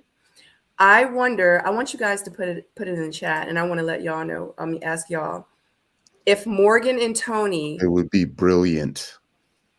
It would be brilliant. I just said the same thing. Oh, you did? To that person. I said yeah. Carlos It would be King brilliant TV. is a very smart man. And I said he knows exactly what he's doing. Right. It's going to be it's kind of like we're selfish, right? Like we want to see entertainment. Like, do I want Mary J. Blige to be happy? No. I want Mary J. Blige to make some hurtful music. Exactly. In her voice. You know what I mean? Yep. Is it at the mercy of Mary J? Yeah. Would it be at the mercy of Morgan? Yeah. But people want to see that entertainment. Yeah, absolutely. But my thing is I feel like if Morgan and Tony even did a show together, me as a producer, I would watch the show, me as a viewer, but me as a producer, it's cool to watch them on Ready to Love, but I feel like who we saw as who they were. If they had their own show, I feel like we wouldn't get the same amount of energy. Right. I think you need to add, as much as I hate to say it, you need to add other dates. Still let them go on other dates. Yeah, see, it couldn't just be like their show. Exactly. Like it would need it would have to make them have some kind of controversy. You know, for her to be like, you shut up and you stay in your lane, and you know what I mean? To have those kind of outbursts, because those are the things that make us go, what? You know what I'm saying? I'm pretty sure everything is all good when they're together and it's just them two. I'm pretty sure it's all good. Yeah, absolutely. Absolutely. Unless he's going to add them on another show that he might be coming up with, like a whole nother show, and they just like how Joy and Clifton are on Love and Marriage DC. Yeah. Maybe he's going to add Morgan and Tony on another show with other people. And not necessarily like a dating show. You know what I'm saying? Yeah. Do y'all remember? I think it was called Temptation Island. Yeah. Something similar to that. I think that would be hilarious. Yeah, I gotta tell y'all, when we get off here, I'm gonna tell y'all some crazy stuff, something stupid. Okay. Oh my gosh. But I definitely watch Tony and Morgan before I would want to watch Joy and Clifton. I could definitely say that. Yeah, there's way more like sparks, you know, like, because I feel like with the way that they have Clifton on there, it's like he's laid back, he's chill. I know Clifton in real life, and I don't think that's the Clifton, but that's the TV Clifton that they're giving us. But I know that Clifton probably was, you know, snapping back, but they got him like, just like, okay, come on, you know, come on, baby, let's go, type of deal. So yeah, I'm not getting that spice or whatever. Yeah. Yeah, she absolutely is reality TV gold. I love Morgan. I love her personality. Y'all know I live for people that are themselves. I live for it. The drama and all. I've been saying it from day one since I started reviewing shows. If you show me exactly who you really are, I'll fall in love with you. The good, bad, and the ugly. You know, but if you out here faking and I see you're being fake for the TV, I'm like, oh, get this, you know what I'm saying? Fake mess out of here. This floozy. This ain't real. This person is really acting. No, Morgan was not acting. What you saw is exactly how I feel like how she is. Yeah, because and I live for it. Yeah, because she repeats everything verbatim. Like this ain't an act. It's who she is. Yeah. I like it. I was telling my sister earlier. I said, because I watched that thing with Carlos, and I was like, she gonna mess around and be on like one of them housewives or something crazy. They gonna figure a way to mix her in, and who? Morgan. She ain't no housewife. No, not no. I'm saying like one of them. I was just telling her she's gonna be on one of them type of drama type shows. Like I could see like no, not even Basketball Wives, because she like Love and Hip Hop kind of show. Yeah, she would be great for that. I would live for Morgan on something like that. Right. I hate to say it, but I would, because I love Love and Hip Hop. I love it. Yeah. And I would absolutely watch it if she was on there. I would tune in. Now I watch it like if I don't have anything else to watch on TV and I'm like, oh, Love and Hip Hop, new episode from 4 weeks ago. Let me watch until I fall asleep. But if I knew Morgan was on there, I'd be like, when it come on every Sunday at 9, I'm watching it every Sunday at 9. You know what I'm saying? Yeah. I don't know though. Like Tony is kind of laid back, right? Like Tony, he has an outburst here and there, but he's really he's held himself together pretty good in those tough situations. So I don't know if they would be able to break out the beast, you know what I mean, and give you that kind of rage fire on his end. They need to be on Snap, really. These people, the people in the chat, messy as hell. Yeah, they are. I live for it. I love my chat mates. They keep it 100. I tell them all the time, speak your mind as long as you're respectful. Y'all messy as hell. I love it. I love y'all. No doubt about it. Yeah, but I don't know. I definitely see reality TV for Morgan. She kind of comes in like Flavor of Love, New York. Remember New York from Flavor of Love? Not that much. It ain't that bad. No. I'm not saying no. I'm not saying that she. No, I'm saying like she has that sort of personality that in reality TV that works well. So much so that Monique had her or Monique. God, what's her name from Flavor of Love? Had her own show. New York.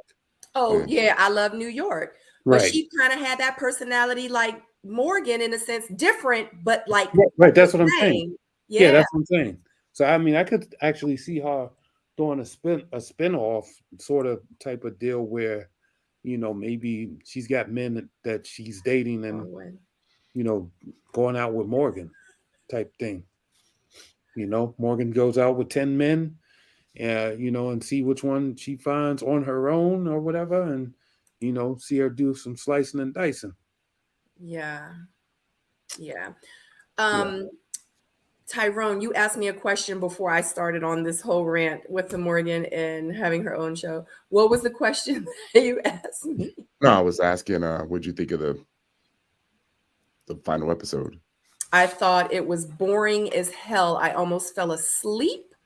And I wish that I would have waited to tomorrow to do this live. That's what I would say. Happy Friday.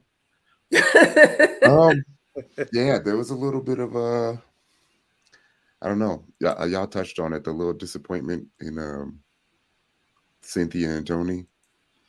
But I get it. I understand. Yeah, like I always felt like, and I'm gonna keep it 100. Like y'all know, I love me some Cynthia, but I really felt like she really liked Andre. I felt like she had a connection with. Why are we doing the piano right now? I felt like that she really liked Anthony, but she really liked Andre. And I feel like that I feel like she wished the connection with her and Andre was stronger, but it's not. Yeah. You know, because like I've dated someone like that before, like, dang, I really like them. Like, I really want to like this person. And then when you keep talking to them, when you keep dating them, you like the spark isn't there, but you know what I mean? But they're like a great person and they have a great job. They have their own house. They have their own money. They raise their kids right. They dress well. They smell good. You know what I'm saying? Like they know how to cook. They cater to it. Like everything is perfect, but you're like, but it's not there. You're like, you're mad about it. You know? Yeah, and that's too much work to try to have to like somebody. Exactly. And I'm just not at that place in my life. But I get it, you know, because I've been there before, you know. Yeah, I'm like, get the hell out of here at this point. I can't. There was that whole Natasha segment was cringe. I can't imagine being on stage and then officially the world finding out. There was a moment there that made me think of my daughters. You know. Yeah. Right. Like she took it well. She took it well. Yeah, but it was like, you told the producers we smashed. Yeah, we smashed, but then you ghosted me. You're right, I did ghost you. I'm like, what is going on right now? Yeah. And I mean, and he said something like it is what it is. Yeah. What did he say? 2 week. He said it's just what it. He said it was a 2 week. Stand, 2 week stand. Right, but she said on Kamisha Reviews that they were smashing from the beginning to almost all the way to the end. And then someone just set it up here. They said that she was on Kamisha Reviews all upset, but then it was like she told producers that that's what happened. But you also got to remember that they filmed the reunion right at the end. Their reactions made it seem like they had no idea what was going on. It was almost like they haven't seen any of the episodes yet. They didn't. I've talked to at least 4 of the cast members. Yeah. They said when they filmed the reunion, not one episode was on TV. Right.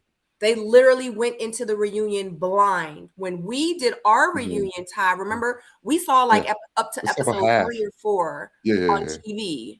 And then we filmed the reunion. So we saw like 4 episodes on TV before they even filmed us. So we got a glimpse. They got nothing. They literally went into the reunion blind. So what they saw on the little box screen as they were watching it was the first time they had seen themselves on TV. Yeah. Yeah. Which sucks. Because how you going to shoot a reunion? Yeah. How you going to shoot a reunion like that? I need to see what type of smoke I need to bring in there. Exactly. And let me say this. I talked to about 4 or 5 cast members too. And they told me that the reunion was going to be spicy. But they also said, had they known half the stuff that we were going to see every episode, their reunion would have ended up worse. Yeah. Is that Natasha in the chat? Oh, is it? We just started following each other on social media. I told her, I was like, I loved you on the show. Yeah. She was like, is that her? No, it's not. Is it? Natasha, is that you from the show? I don't think so. I was about to say, because we just started following each other on social media. I was like, girl, I loved you on the show. She was like she said my 30 seconds of being on the show. I haven't replied to her yet.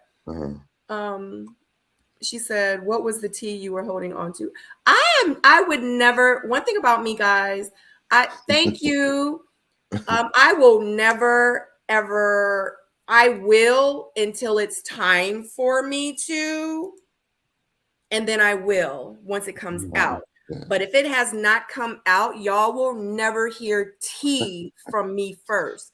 Now, like for example, I knew that Blue and Kayla were dating. Okay, I knew a long time ago, but I knew before the person even told me. For that, I confirmed with that I knew, but I knew. But it wasn't for me to spoil it for you guys. You know what I'm saying? Like I'm not gonna do that. Yeah, leave it up to me to do the spoilers. Yeah, no, when in Rome said get messy. No, I am not gonna get messy. I am not that person. But if it come out, then yeah, like we could discuss it. I'm gonna be like 4 or 5, like 23 people told me. You know what I'm saying? Because they know that I don't be running my mouth. I'm not gonna do it. You know what I'm saying? Yeah. Yeah. Yeah. So, but I mean, I don't know. I mean, it's to the point where I'm gonna keep it 100, guys. I love y'all. I do, and I want to do it because I'm that loyal to what I do. Yeah. But I'm like, do we really need to do a recap and a review on Tuesday, like in real life? Yes. Yeah, I feel like there's a couple scenes that's worth talking about. Yeah. Yeah. Probably will be something quick. Natasha, welcome to the family. Is that Natasha that her? from the Yeah, it is. She I don't confirmed. Oh, okay. think so? Yeah, she confirmed. Oh, where? I don't see. That's good. Unapologetically. Hey, Natasha. Natasha.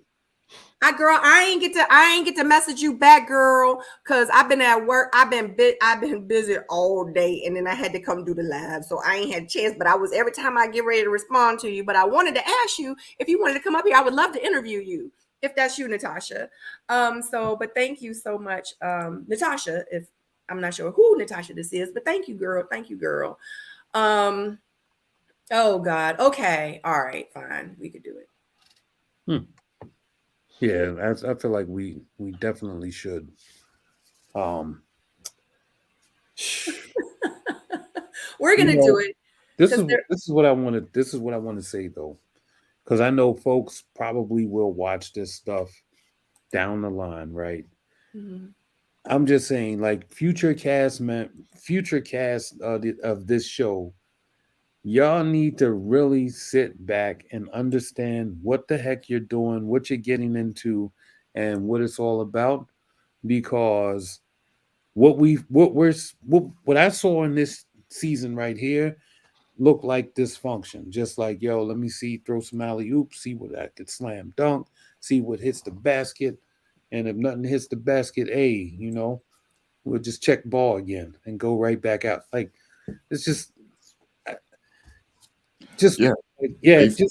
that. Basically, if you live a dirty, like, think about the journey, like the whole journey. Right. If you live a dirty journey, it's gonna come out. Like, it's hard to hide on that couch. That's the one thing my sister said. Don't be looking stupid on the couch, Ty. I just wish that they would have been able to watch some of the episodes before they did the reunion, because I just feel like, because I remember saying too that part 1 of the reunion was off the chain. I was like, if it was that fire in the beginning, they literally started off with Morgan. I was like, if it was that fire in the beginning, that means that part 2 is gonna suck, because they trying to keep us engaged, because they know part 2 ain't gonna be good. Mm-hmm. And that's exactly what happened. But you know what, too? I feel like, Sabrina, if they did show, like, if they got a chance to see the couple episodes or whatever, like, for me, when I saw the first 4 episodes and then they wanted me to do the reunion, I went in there on fire, right? And like legit, I had both of the executive producers in the room, and we was going at it. And literally, I almost just got in the car and just left. And then they wanted me to do catch-ups. I didn't do that. So I could imagine that people they probably like, yeah, we might not want to stir that pot up. We just want to get them in here and get them in and out, keep them stupid. Don't let them know what's going on. That way they won't, not show up. Because I wish that they were able. I wish all of them were like that. I wish at least they could see to like episode 8 or 9. You know why they don't do that? Because they probably know if they did do that, we would be on stage and we would fight. Oh, listen. And then this is what I didn't understand either. So in their season, did that make you mad? Oh, this season they were sitting there drinking at the reunion, right? When we pulled up to our reunion. Oh, it is unapologetically Natasha. It is her. I thought it was the other Natasha. Hey, girl. I'm sorry, Pio, to cut you off because I don't know how long Natasha gonna be here.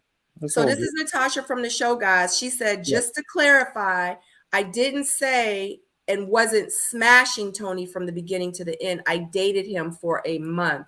Good clarity, because that's not what people have been saying. So I'm glad at least you're clarifying to everyone on my platform. No doubt. So that is definitely good to know. And shout out to you. I don't know if you heard me, but I was like, I meant to respond to you. But yes, for those 30 seconds, girl. Okay, I've been busy, but I would love to have you on the show if you want to come, Natasha. That's actually what I was supposed to send you the message, but I've been busy working. I haven't had a chance to respond. So y'all show Natasha some love, child. Show her some love. Yeah, welcome to the dysfunctional family. Welcome. You're all in. You're all in now. Yep, you are all in. God. Jeez. Yeah, you cannot give back the alumni. It's over. Exactly. So exactly. Welcome. Yeah. Natasha, I do have your journey. I have a journey video for the castmates. And I got yours if you want it. Are you gonna post it, Tyrone? Well, I tried. And I got what you call it? Flag. Yeah. I did. I had hers, Andre's, and Z's. Oh, I think you should still send it to her. I'm sure Natasha would love to see it because it's her. Yeah.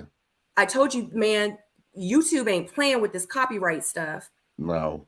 Probably should have added some music or something. Yeah. And I know you put in a lot of work. Yeah. Burnt me out. I'm telling you, like literally, I got almost like 9,000 views on my thing. They flagged the video. Right. You know, like I almost started crying a little bit when I was like, right. YouTube is corny for that, man. Yeah. But what I was gonna say though, sorry, they had liquor at the reunion. Okay. We didn't have liquor at our reunion. Like when I had liquor. I had put my stuff in my bag. They were sitting there talking about, hold on. She said Oh, she wow. never told the producers that. See, you see what I'm saying? They be messy as hell.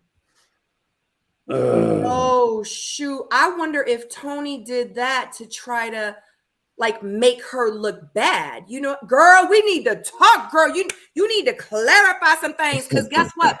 A lot of the castmates have reached back out to me. They was like, look, after the reunion, I need to come back on. Like people are in there, they feeling some type of way. Right. So Natasha, let me tell you what you do right now. You just take that bonnet off, right? Go do a little whoop-de-doo to your head. Get up in there and tell us exactly what it was tonight. You are silly. I don't think she's gonna be able to do it tonight. My God.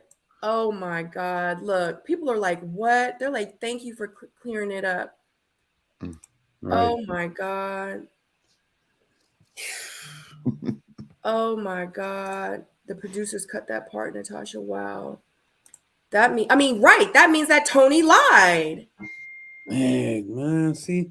She said, I never told production or anyone else that mess. Dang. You know what? I'm done. So you know what they probably did? She probably refuted it and said, I never said that, but you know what they do. Cut. I'll wrap up the show. They cut it. Cut. You know what I'm saying? And there you go. Oh my God. Oh my God. Right. So that's the thing. See, I got questions now, Natasha. I got questions. Because if you did date Tony for 1 month, then it's kind of like, because I know we filmed for 8 weeks. That's what I'm saying. 1 month is damn near like half the show. I mean, half of the time for us filming. Right. Easily. And he talking about, I think he said it was 2 weeks and then that was that. She says, I literally do not discuss my private life and do not like the double standards. It pisses me off. Yeah, I don't like the double standard either. Everybody asking for you, Natasha. You're gonna have to come on. Hold on. She says, I think I'm over all of this, to be honest. I truly try to mind my business that pays me. Hey. That part. Exactly. Yeah, you will be, but do whatever you feel comfortable with. Do whatever you want to do. But I will say this to you, Natasha, and I'm gonna keep it all the way 100. Because I understand when you're misunderstood, and especially if people are lying about you on there, because there's people to this day still lying on me saying that I started this and we provoked that, and all that crap is a lie. And to this day, people are still saying that about me and Aisha and whoever else, and that's a lie. But when that time frame passes and this show is done, and you're like, oh, I wish I would have said that. Oh, I wish I would have did those interviews. Oh, I wish because you're going to feel that at some point. Once that time passes, it's going to be irrelevant. People not going to want to hear. They're going to be like, we don't care. We on to season 8 now. What is she talking about? Like, why is she? Because that's what happens to some people as castmates. Like, I'm just keeping it 100. Right. So all I'm saying is if you really feel like you want to get this out and you do want to say your part, you want to talk about your journey, you want to just talk about your experience, not even just the Tony situation, just everything as a whole, just so you can this is something for you to remember. Who can really say in real life that they've been on the Oprah Winfrey Network on a reality TV show? I can. Not many people can say that. So enjoy the experience, the good, the bad, the ugly, and you know what I'm saying? And do what you want to do. I'm not trying to convince you to do anything, but I just don't want you to get consumed with all the negative when it's so much positive that can come out of this for you. You can go back and talk to your grandkids about it, and that's how I looked at the situation. And I had a miserable time on that journey. But I wanted to make the best of it for me, because I was like, this is my journey and I'm not going to let none of them people mess it up for me, Right. So I just want to say that. Sorry. Okay, I'm done. And Natasha, they still asking for my book, and I never made a book. So I'm still getting accused of writing a book or whatever, some book deal. So there's that. Yeah. I do empathize with you, Natasha. I did coming from someone who's had to support 2 journeys from connections. So yeah, I get it. Yeah. So. Yeah. It is a tough ride. Right after the reunion is always rough. Always. Everybody's in their feelings, and you angry and you think of those thoughts, Mm-hmm. But what's funny? I'm sorry. Mm-hmm. No, go ahead, Paul. No, I was just gonna say what's funny is I didn't hear from a lot of the other casts. It seemed like they only, danced around what's his name? Demario. Mm-hmm. Mario. I don't think I heard anything from him.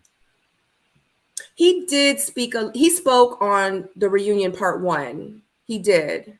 Oh. Yeah. Yeah, and then Dre had what, like 2 bars? They gave him 2 bars. Who? Andre? The first guy that left. Dre, Andre. I mean, I feel like they was trying because they did show Z. You know, they showed Z a lot. Yeah, but they didn't. Yeah, they didn't give them any, burn at all. Well, Natasha, yeah, I knew you was gonna get some burn in there. She said, "Give me 5 minutes." All right, Natasha, I'm gonna send you the link in your Instagram DM. Go ahead, John. Sorry. Oh, Natasha, Natasha gotta get that bonnet on. You don't put the glasses on. She got it. Because I gotta see the All right. type. Oh shit. Yeah. Hey, welcome to the Lit Show, the after reunion, after party. We need to turn the lights off. This is not after dark yet. Right.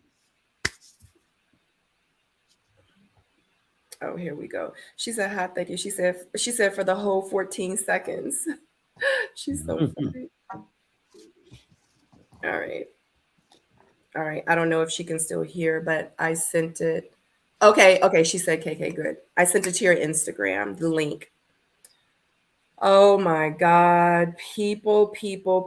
Now, the fact that if I could have Natasha on right now would make it so worth it that I even came on tonight, because I would love to talk to her to just bring some excitement. And I know she's going to bring like positive vibes. You know what I'm saying? So yeah. I think that's kind of what we all need right now.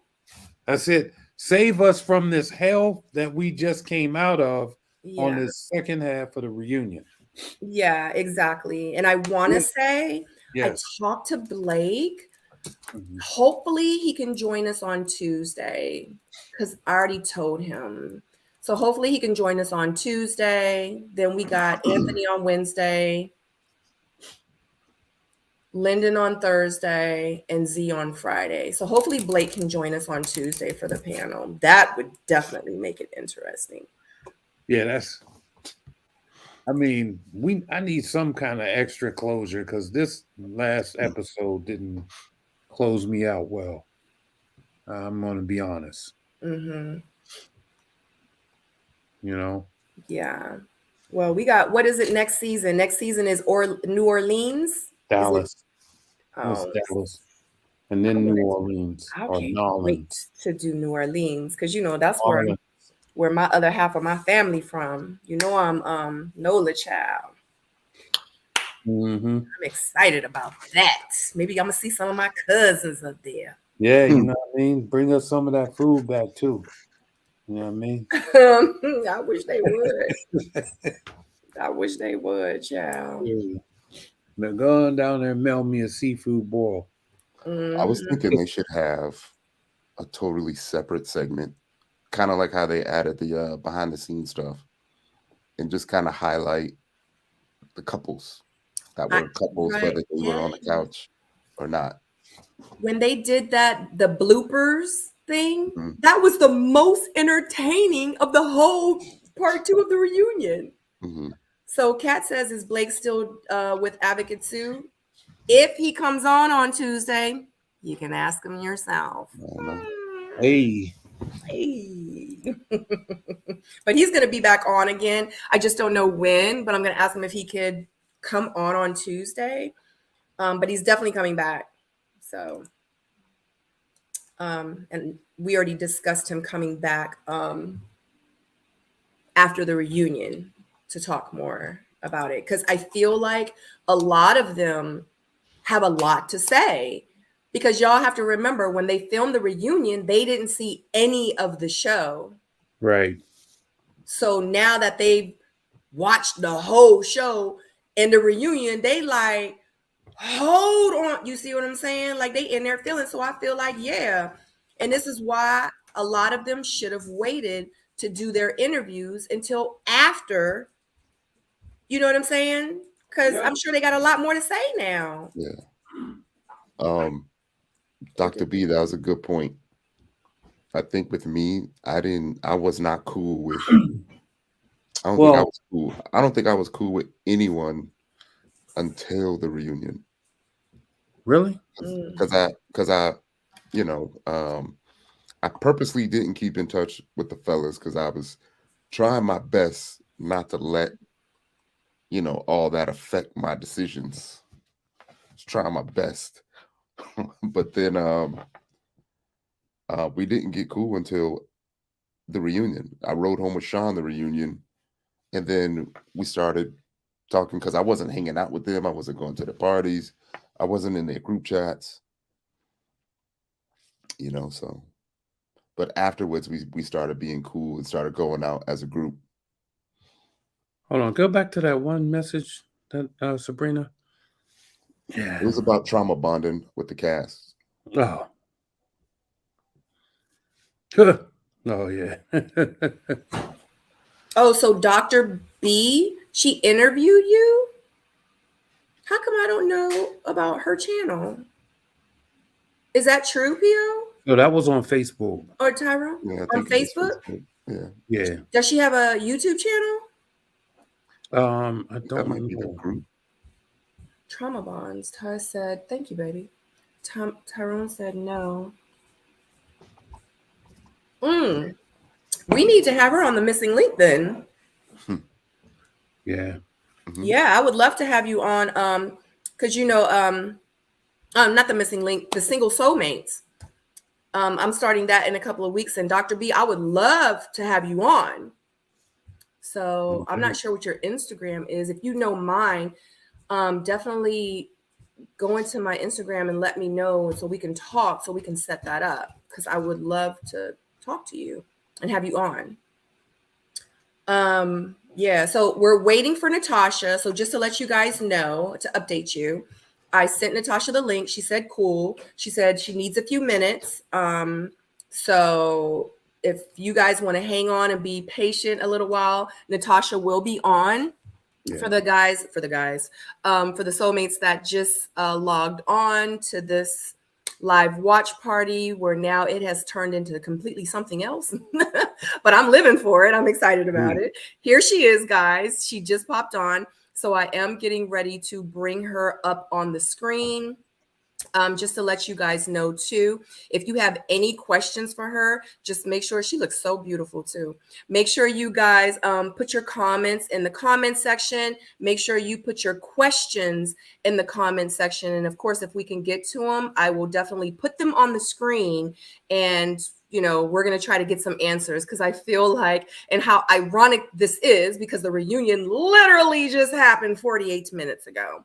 But we have Natasha here from Ready to Love Miami season 7. I'm about to bring her on, guys. Make sure you give her a warm welcome. Uh-oh. Hey, lady, how are you? You're so beautiful. I told you it was like my whole 12 seconds. I gotta hit her with the bomb drop. How you doing, Natasha? I'm well. How y'all doing? Good. I had to run and get my laptop because I thought about it and I was like, I know it's going to be on StreamYard, and StreamYard does not like phones. So thanks for waiting. No worries. But I'm glad too, because now you're able to see the chats as well, huh? Yes. Oh yeah, I can turn that on. I had it on the private chat. So yeah, definitely. I don't do well with that. So that is like, I'll give y'all kudos, because I can't like all the interviews I've done, they'll say like, oh, in the comments, and I'm like, oh, okay. Like, I don't know what's going on in the comments. I can't do both. Yeah, trying to moderate everything. I don't think people understand, like, it's so many different moving parts. So many. And y'all I mean, he just hit the sounds. I would have been like, pick one. Comment sounds, or you want me to talk? Like, one we of them. all got different jobs, so. Okay. That's, delegate. How you feeling, Natasha? Yeah, I was gonna say, I'm gonna let Tyrone start. So welcome. How you feeling? I feel good. I'm here with one of my best friends, and I feel good. I mean, going in, like, I knew that they weren't going to play everything. You know what I'm saying? And from the previews, I kind of felt like I could already see the editing. So I honestly was like, all right, let me see how this is going to go, because I know they're about to play me. And they didn't play everything that I would have wanted them to play. But, I mean, at least they played, like, I guess like the core of what I said. They didn't play the part where I was like, nobody didn't tell you that. And they cut that part out. And I definitely had a moment where I was like, all right, I told them ahead of time that I'm not coming there to assassinate nobody's character. But if I don't send for you, don't come for me, is what I said to the EP that talked to me before the reunion. And she said, yeah, I don't think that you're that type of person to do that. And like, blah, blah, blah. I said, but let me make it very clear, like, don't disturb me. And that's when the EP told me that it came out that that Tony and I were dating off camera. And my immediate response to her was, why? And she said, I don't know. And I just wanted to tell you so that you knew, like, weren't blindsided. And I said, at this point, it's giving grasping for straws. Like, I was on the show for 2.5 seconds. Like, why is my name coming up at any point? Like, that doesn't make sense to me. I don't get it. Like, leave me over there. And she basically, said, like, I don't know if it's going to be in the final edit. We just started editing, blah, blah, blah. So I came in thinking and feeling like I knew that it was going to come out that Tony and I were dating off camera. That's what I was told. And she told me that if anything else was, came about or whatever, and, that they were just in the final or the like preliminary parts of like editing it, she would give me a call and let me know. So I didn't get that phone call. So I went in thinking that was the extent of it. And then I was hit with that. So from that point up until the entanglement episode, my negative energy was towards Tony and Tony only, because I thought that he was just looking for another moment and trying to stay relevant. And he just brought that out on his own. And since then, I found out that I guess production basically said, oh, well, she's going to tell it. So, this is what's going to come out. And I was like, that's the oldest trick in the book. If you want to know something, tell somebody you already know it so that they can confirm it. And then you're really telling them. Like, come on. At this big age, we don't know that. Right. Did it ever come out how it originally was brought forth to the producers? I really think that it was so they knew that he and I were dating off camera. And I think that they just kind of put two and two together. Maybe they knew that, I don't know. They must have put something together Not to cut you off, but how did they know that you were dating off camera? I don't know, because I had a conversation with the producers really close to when I left, and they already knew then. And I confirmed it. There was never a rule that I wasn't supposed to date someone after I left. I was encouraged by a couple of the producers after. Well, at least now you don't have to wait on, to be set up on a date and you can explore. And it was like, oh, that's true. Because the rule as it was presented to us was that you can't, don't date off camera because they didn't want the gaps in the storyline. And I was a true fan of the show. So I knew what they were talking about because I saw, Ready to Love, DC or Potomac, one of them. And I was the viewer that was like, wait, I thought they liked each other. What happened? So that's how it was explained to us that, they don't want the gaps because then they have to try to fill them in when things happen off camera. So when I was no longer a part of the cast, I was encouraged to explore those connections that I had formed or started to form from day one. And at the time, I was just kind of like, whatever. And I literally had a conversation with my bonus mom the next morning and told her, I was like, they already sent me home. And she was like, why? And I was like, I don't know. I had my thoughts, and I've since confirmed why I went home. But Why that's do you think not a you went conversation. Huh? Why do you think you got sent home? I'm not going to say that because I haven't reviewed my contract again. But and I can't be the one to violate the contract. Like, I'm a lawyer. I do contracts. I handle breach of contracts. Like, I can't be that person. I just haven't had time yet to review it again. So I'm not going to say that yet. But I had a conversation with her, and she, I was like, well, they said, now I don't have to wait. I can, if I have any connections. And she was like, well, did you like any of the guys? And I was like, well, not really. But there was one guy that I exchanged numbers with, and I, would be interested in seeing that. And she was like, well, they probably could tell that you didn't really like anyone and blah, blah, blah. So, I had that conversation with her from then and was never told that and went forward with it. So I don't know what the MO was, if it was an MO. Maybe somebody else really did go to the producers, but they cannot say, not one producer can say, Natasha told me blah, blah, blah, blah, blah. What? Why would I do that? Like, I barely even wanted to confirm that he and I were dating. And by the end of that month, I was like, oh my God, I know I'm going to be embarrassed by being associated with him. So I did not know up until that very moment when he said that was going to come out.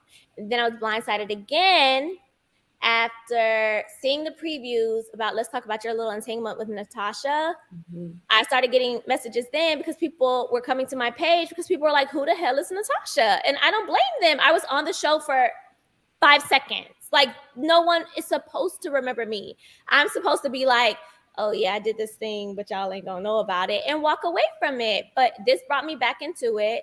And then when I saw the show, that was when I learned that all of that was said. No one gave me the heads up. No one said anything to me. It was just kind of like shock and awe for me. But I still chose to not attack Tony for all the things that I could have said. And even if I did attack him at the reunion, because again, I thought that was him trying to look for his moment. I don't know what they're trying to get from this show or move from here, but I would have attacked him. And then I would have seen the episode, and then I would have been like, oh, I got beef with Morgan? Oh, shucks. Okay. And then I would have had a conversation with Tony after the fact and been like, oh, wait, I got beef with the production too? Like, dang. Like, I just would have been moving on from beef to beef to beef. So I'm glad that I was just kind of like, okay, like, whatever. You know, nobody didn't tell you that. And let's not lose sight of what really is at issue here. Honey, you were off like the first episode, but episode 7, 8, 9, 10, 11, 12, you were there, and we was talking about you hot. It was to the point when the episode arose, people was like, who's Natasha? When I was doing my live reaction watch party, I had to go find your picture. It was like, this is Natasha. Like, everybody was like, I don't remember her. I'm like, what? Like, this is crazy. But I want to ask you this. So after you got eliminated from the show, the producer still was like you got a connection. You should still explore those connections. They told you to still explore them. That was, yeah, but I was still on. It was at the mixer. Like, I don't know how it was for y'all, but afterwards, so basically after I got eliminated, you saw that part, and you probably even saw the part where Morgan herself hugged me and was like, beautiful woman, like, so sorry you're going home, call me, like all that stuff, whatever.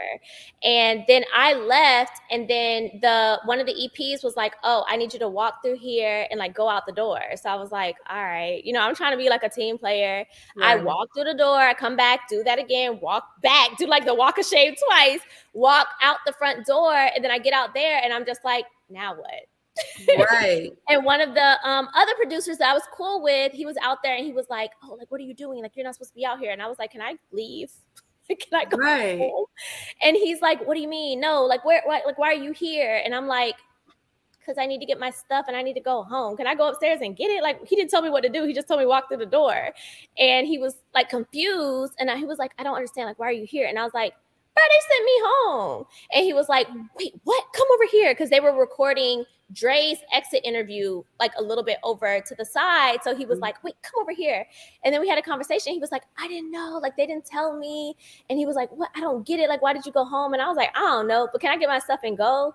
And they were like, no, you have to do like your exit interview. And I was like, I have interviews tomorrow. Like, can I do it tomorrow? You know what I'm saying? Like, why do I have to stay here? Right. My hair's messed up. I'm still hungry. And I want to go home. We've been here all day. So I was like, I'm over it. Like, can I leave? And basically, I'm still trying to be a team player, trying to get my stuff. You know what I'm saying? Like, y'all know what it is. And then that's when, not that same producer, because he went to go try to find out, but another producer came up and was like, I just heard. And she was like, I can't believe it. And I was like, sis, it is what it is. And she was like, well, at least, you know, if you are, you know, having any connections, you don't have to wait on us to set you up on dates. And I was like, yippee. Like, okay. And then another producer came and said the same thing.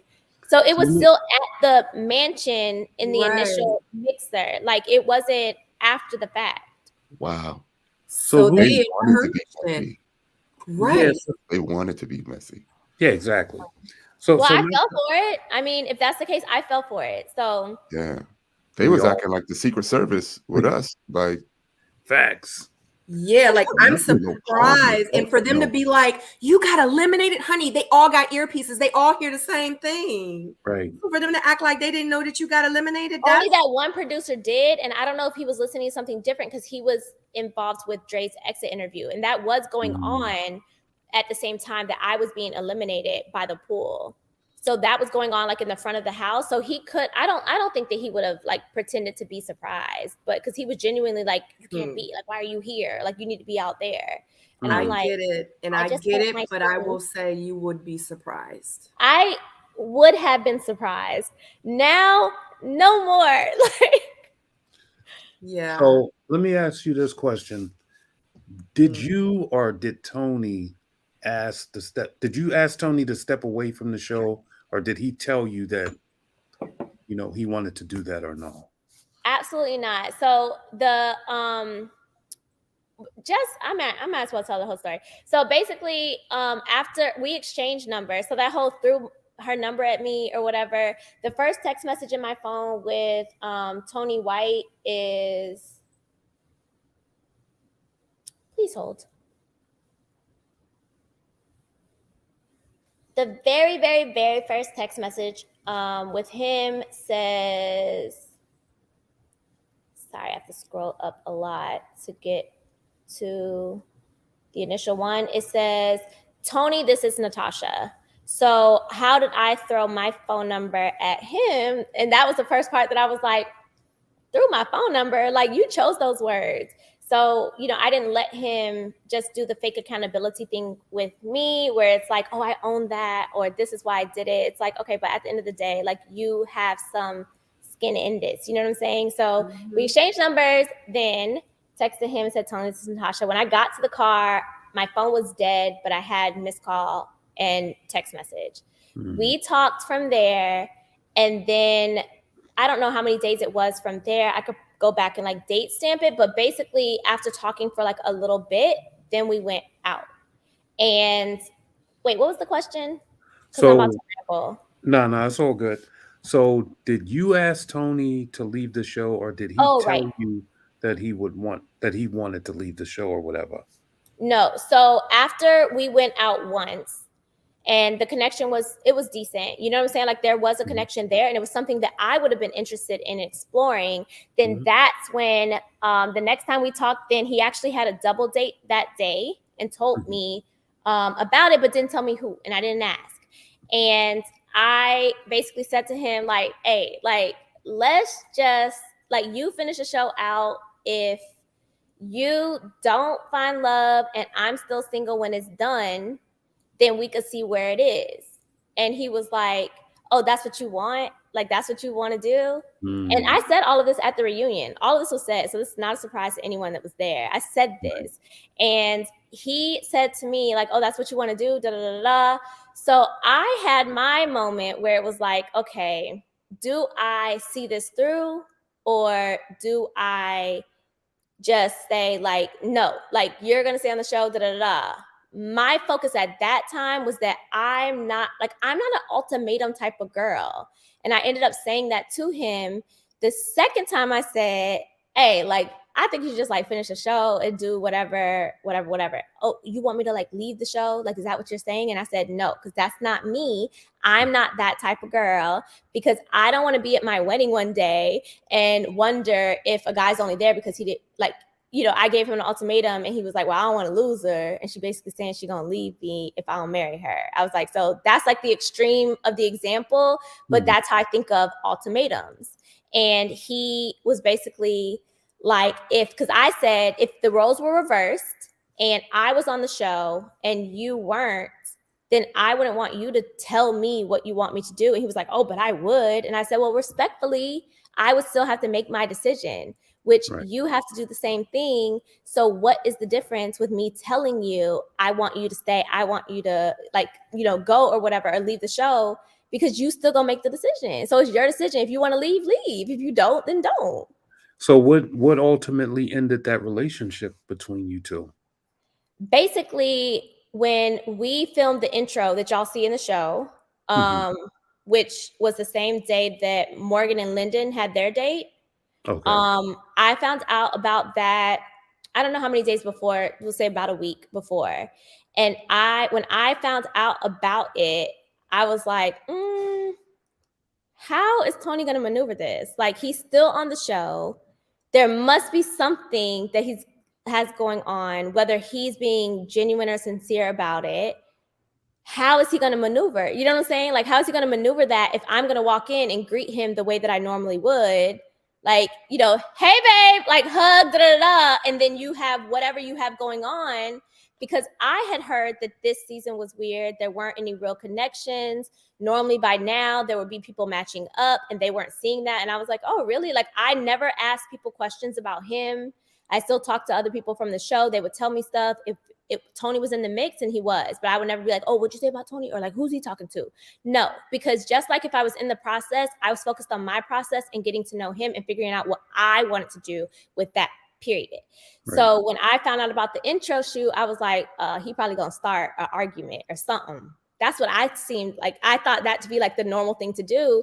But instead, he ghosted me. Like, he just like disappeared. And I went on social media because I was like, oh, he didn't like text. He didn't hit me back on this day. So the next day, because I'd heard that he had like a drinking problem and was drinking and showing out. So I literally was like, all right, let me put my pride to the side. And I was like, hey, are you good? No response. So then I checked social media that day and he had blocked me. And I was like, well, that's strange behavior for a grown man, but whatever. And then I just went on about my business. And I didn't talk to him again until I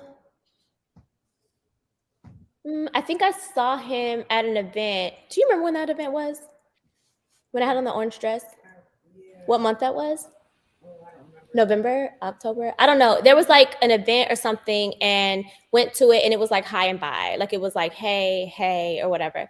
And then he messaged me in like October or something. I didn't respond. And then I didn't see or really talk to him again until the reunion. So that's like, it basically ended with ghosting. Like, I didn't have another conversation with him. It's basically like what I'm saying. So why do you think, just one more question. Okay. What? Sorry, not the house. This is like intense. Like, because we got questions, girl. We're just sitting here looking and listening because I'm scared to check my phone. My team is probably like, girl, get off. Just real quick. So why do you think he would have ghosted you? Do you think that was just his way of trying to cut things off without having the accountability for the emotional part from your end, or do you think there was something else? Based upon what I know now, as I sit here now, I will say that I am not giving Tony a pass. I also am not trying to like downgrade anyone, him or Morgan, production either. Like, everybody has a job to do, and I don't know about them, but I do my jobs very well. So I don't know what they're like, what they're going for, like I said before, but whatever they're trying to do. This is your truth, though. This is your truth, though, regardless. It is. But I'm saying, like, they got their thing. So it's like, it's not to come off as though like, I'm not putting blame on him or whatever, but I do now think that production did say something to him. And for whatever reason, because I was like, I let him say it a couple times, and then I was like, okay, but like, you have also said that communication is so important, At what point did you pick up your phone, either one of two things, to ask me, did this happen, or to confront me? Like, if you really felt like I did that, why I would have picked up my phone and been like, hey, like, you good over there? Like, what you telling, you know what I'm saying? Like, I would have been mad. Neither of those happened. But even though that's a little fishy to me, because he is the type of person to ghost, that means he's not the type of person to confront things head on, which I am. So I can't say that this is how he should have done it because that's how I would have done it, or because that's what I think is the right thing. But based upon my conversation with another cast member, I think that there was a conversation with production, and I think that he took it to heart and he believed them, and that made him angry with me. And for whatever reason, he thought that I would have like looked for clout. Like, there's so many other options that I have, like, to get clout or what, but I can't get in his mind. And I was like, did you not get to know me over that time? Like, that's not me. But I do think how ridiculous it seems that in his mind, he thought like, oh, she's going to do this. I'm mad at her for this. You know what I'm saying? So I think that that's what really was the end all be all for us, because that's what he thought. So I have a question, and I've been holding on to this question. Okay, so you said that you don't know how producers found out about you and him being intimate. I don't think they did find out, honestly. I think they just put two and two together because they did know about other people. Let me not. So no, you can. They did know about other things going on, and I think that they put two and two together. And for what I've heard about previous seasons, this is not anything new. So I think they just use common sense. That literally is a tactic. Like if you want to know, you weren't even on the show. But you weren't even on the show for them to be like, I wonder if Tony and Natasha are. You know what I'm saying? I don't think it was like an I wonder thing. I really think that it was like, he probably whatever, and then it's like, oh, you did this, da, da, da, da, da. There's no way that either it's a blatant lie and no one said that to him, or it was a tactic to try to get him to admit it himself. Like that's it. Okay, so this is the thing we watched on screen that Tony told Morgan, I have to tell you something. This was off camera. It wasn't filmed. This was a conversation he wanted to have with the person that he was trying to make a connection with. And that was you and him were dealing with each other and had been intimate, etc. Now, at that time, the only people that knew was Morgan and Tony. Do you feel like Morgan could have gone and told the producers? I got something to let y'all know. I got to tell y'all something. Oh, you know what I'm saying? Do you feel like she told the producers? Because it's I'm gonna keep my comment to myself. Let me get you the answer. I guess like I just really don't care about any of this, that I haven't thought about it, but that does make plausible sense, except for the fact that it's my understanding that the only reason he told her was to get in front of it because he was told that it was going to come out. So if he told her just on his own for some reason, that's strange. And I don't know, the whole thing is strange because like I told him, if you're supposed to be this big man, like if someone came to you and told you like, oh, they're talking about they're going to send you home. Okay, then go home. Like, why are you so pressed to be on the show? And then if they, threatened you this, or if they said like, oh, well, this is going to come out, then you could still make a choice and say, I'm not going to discuss my personal business. Like you have that choice. So if you're saying it's something that you didn't want to do, then you shouldn't have done it. So I truly do not know if that does make sense. I honestly hadn't thought about it, honestly. So just because I know, so my thing is Tony probably did not want to mention it to Morgan, but I'm gonna tell you this: cast members talk. I don't want to put no money on it, but I'm sure Tony might have mentioned it to one of his bro code or whatever. They was talking, and somebody, and it was because Morgan had a lot of men on the show that was interested in her. You know what I'm saying? So I feel like maybe somebody told Morgan, and that's why Tony was like, I gotta tell Morgan now because it's gonna come out. And I'm thinking somebody might have told Morgan, and Morgan was like, I got some tea for y'all.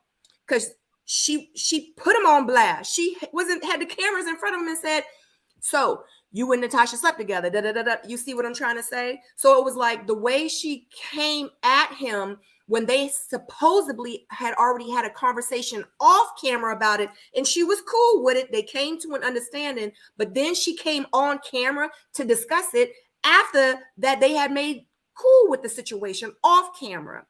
So it kind of sounds like to me that this was a whole setup to put him on blast, to make him look bad, because somebody was in their feelings and some dude was trying to sabotage Tony. That's what it seems like to me. And you happen to be in the middle of it all and got the heat for it. I'm telling you, these casts and these producers, it's a lot more. And because you left so early, you would never know the extent and the magnitude that it can go to. But I'm telling you, like, it's a whole nother world outside of filming with the cast members and the producers. Like it's stuff that we don't even talk about because it's crazy. It's a lot. And I'm not gonna be the one because ain't nobody gonna be trying to call me up and I'm not gonna get in trouble or nothing. Your contract ain't up?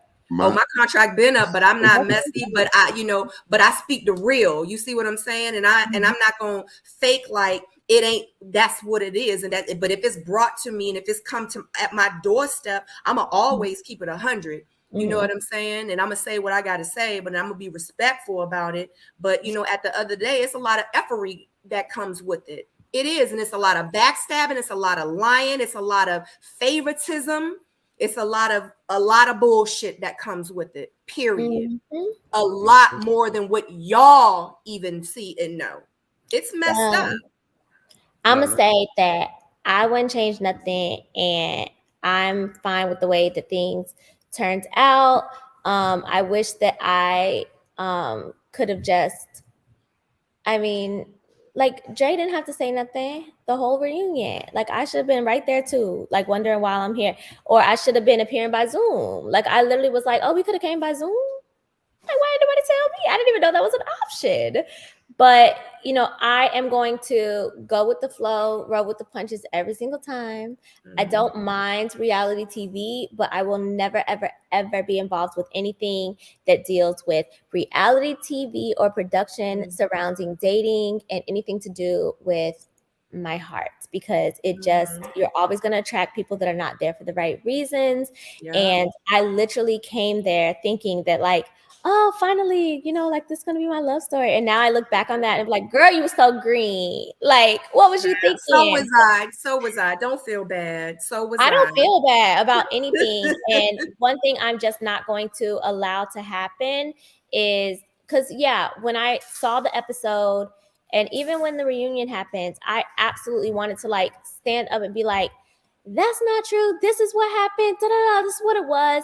But I just feel like that, I truly, genuinely feel like that plays into this double standard about it's not okay for a woman to do whatever a woman wants to do with her body. And dating, especially in South Florida, is so, so difficult. So whether it's someone I know personally or whether it's someone who I don't know, because I've had conversations with women since, and I genuinely am like, you should never ever feel bad about any decision that you make, because that man not gonna feel no way about it. If it was a situation that you didn't want to be in, then that's a different discussion. But if you made a choice, that's your choice and it's fine.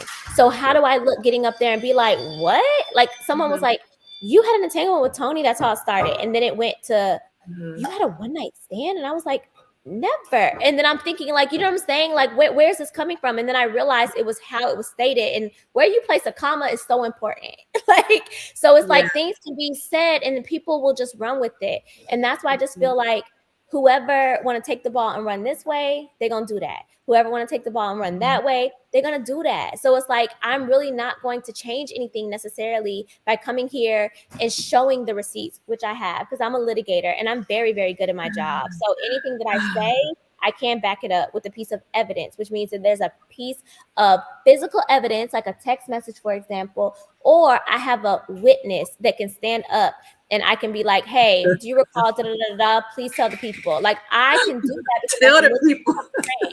Like I'm trained to do that, but I just feel like if I do that and I'm like, no, oh my God, that's not true, and take the defensive route, then that paints a picture as though that's something that you need to defend. I genuinely do not care if, so to me, the like most extreme scenario is I met someone the first night, we kicked it off and we had intercourse in the car or whatever, in the parking lot or whatever. Right. Like if a woman decided to do that, then okay, it's her business. Absolutely. She decided to do. Absolutely. So me being a lawyer, my clients have contacted me and was like, who this girl Morgan? Because I need to pay her a visit. Like they're mad. My family is mad. My friends are mad because my reputation precedes me. So nobody who would say like, oh, well, I heard that you da-da-da-da-da, and I don't want to hire a lawyer like that, you wouldn't have been hired. Like you wouldn't have been able to hire me because you're not my type of client anyway, because you're going to miss out on a great lawyer and a great outcome of your case because you're focused on a real case. You know what I'm saying? So it's like, this is not going to have that kind of effect on me. So why would I take this and miss the opportunity of really standing up and saying, like, women do not have to fall victim to this double standard. It's BS. Absolutely. I'm not finna be a part of it. I'm just That's not. right. That's I'm not. right. Because when a man is on the other side of this, OWN doesn't show it. That's right, doesn't honey. show. This show is a band show. This show is definitely not. Oh for no, women. someone pointed that out to me. It literally, in the initial like description of the show, it says single Black professionals in the 30s and 40s, dating or whatever from the male perspective. Exactly. I've seen that play out. So that's what it is. So it's like, I'm not mad. I'm not mad. Everybody has a job to do. Everybody is motivated by what motivates them. Like I am. So I have some questions for you. Miss Pretty Amazing wants to know, what did you like about Tony and what attracted you to him? That's such a rude question. No.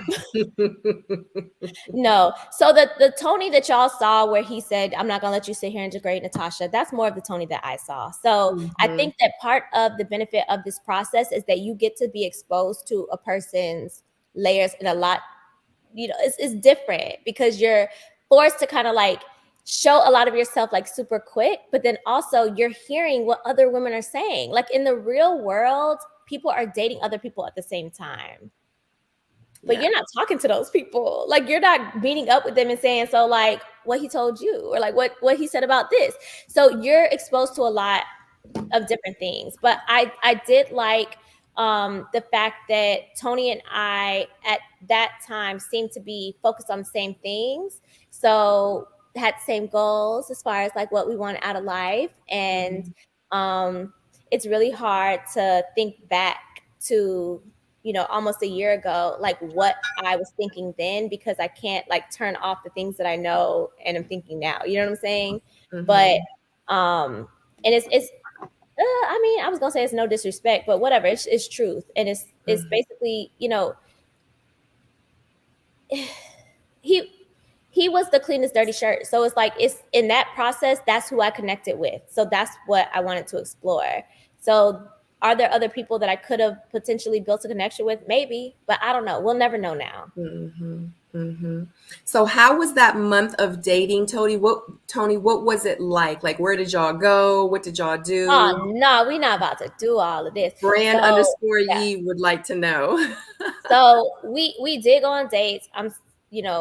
Whatever was said about him not prioritizing that or whatever. And I don't want to get into it because my mouth is very flip. So I'm gonna end up saying, rude things or whatever. And that's not my intention, because while it can be not disrespect, like, whatever. I don't have one intention one way or the other, because at the end of the day, like, I'm just very like straightforward, very direct, and I just don't really care to even talk about that. Like, I literally said I wasn't doing no more interviews because I did not care. Kenya from Cali says, would you put yourself in this position again? I guess maybe doing reality TV? I would do reality TV. I've been a part of, other types of production, not reality TV per se, but I mean, we all knew that it's not truly reality. But I won't do a dating show again. I'm not gonna do it because like it's just gonna hurt my feelings every time to find out that someone is not intentional and there for the right reasons. Like it's difficult for me to be there for a certain reason and being like, wait, so I was supposed to know that? Like so I'm not gonna put myself in that situation again. Yeah. Kiki would like to know, has Tony reached out to you since then? I talked to him a few weeks ago. I talked to him a few weeks ago for the first time since the reunion. And that was honestly because I had blamed him for all of it, but then I saw by the show that he wasn't the one that brought it out into the public or whatever. So I was like, whatever, I can give him, some grace. I don't know about all that. So I can give him, a little bit of time to see what he's talking about or whatever. So, and one of my friends was present for that phone call, and she was, looking at me half the time like, got a witness. Like, is he?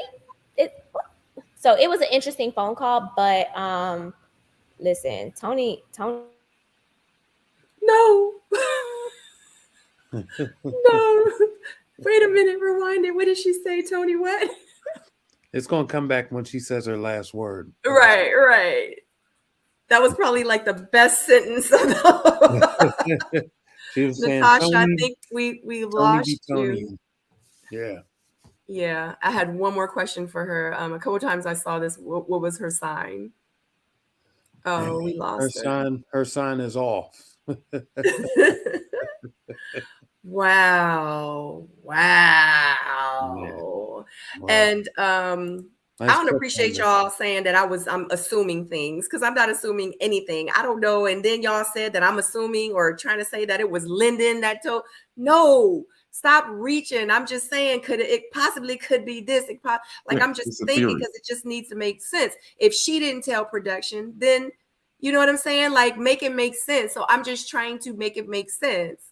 Like, I'm not trying to figure nothing out. I wasn't there. I'm just like, oh, here she go. I have a couple. Did you hear me? Oh, did you hear me, Natasha? She's over there dying laughing at us. Yo, my face. I didn't hear anything. Everybody's square went black, but my friend has it on the TV, and I was like, why am I stuck? Oh my God. Tyrone, go ahead. Tyrone had a question. I'm sorry. Yeah, I was gonna say, I do have a couple theories on how it went out, and it's good to hear that you don't have any regrets. But I have a question. Which one of the castmates was your biggest supporter? When this information came out. Which information? Like the show? About you and Tony. Well, because it's 2 times. So it was the time at the reunion, and then I learned again, like what came out on the show on episode, whatever entanglement episode was. So I'll say that the reunion, Corvea.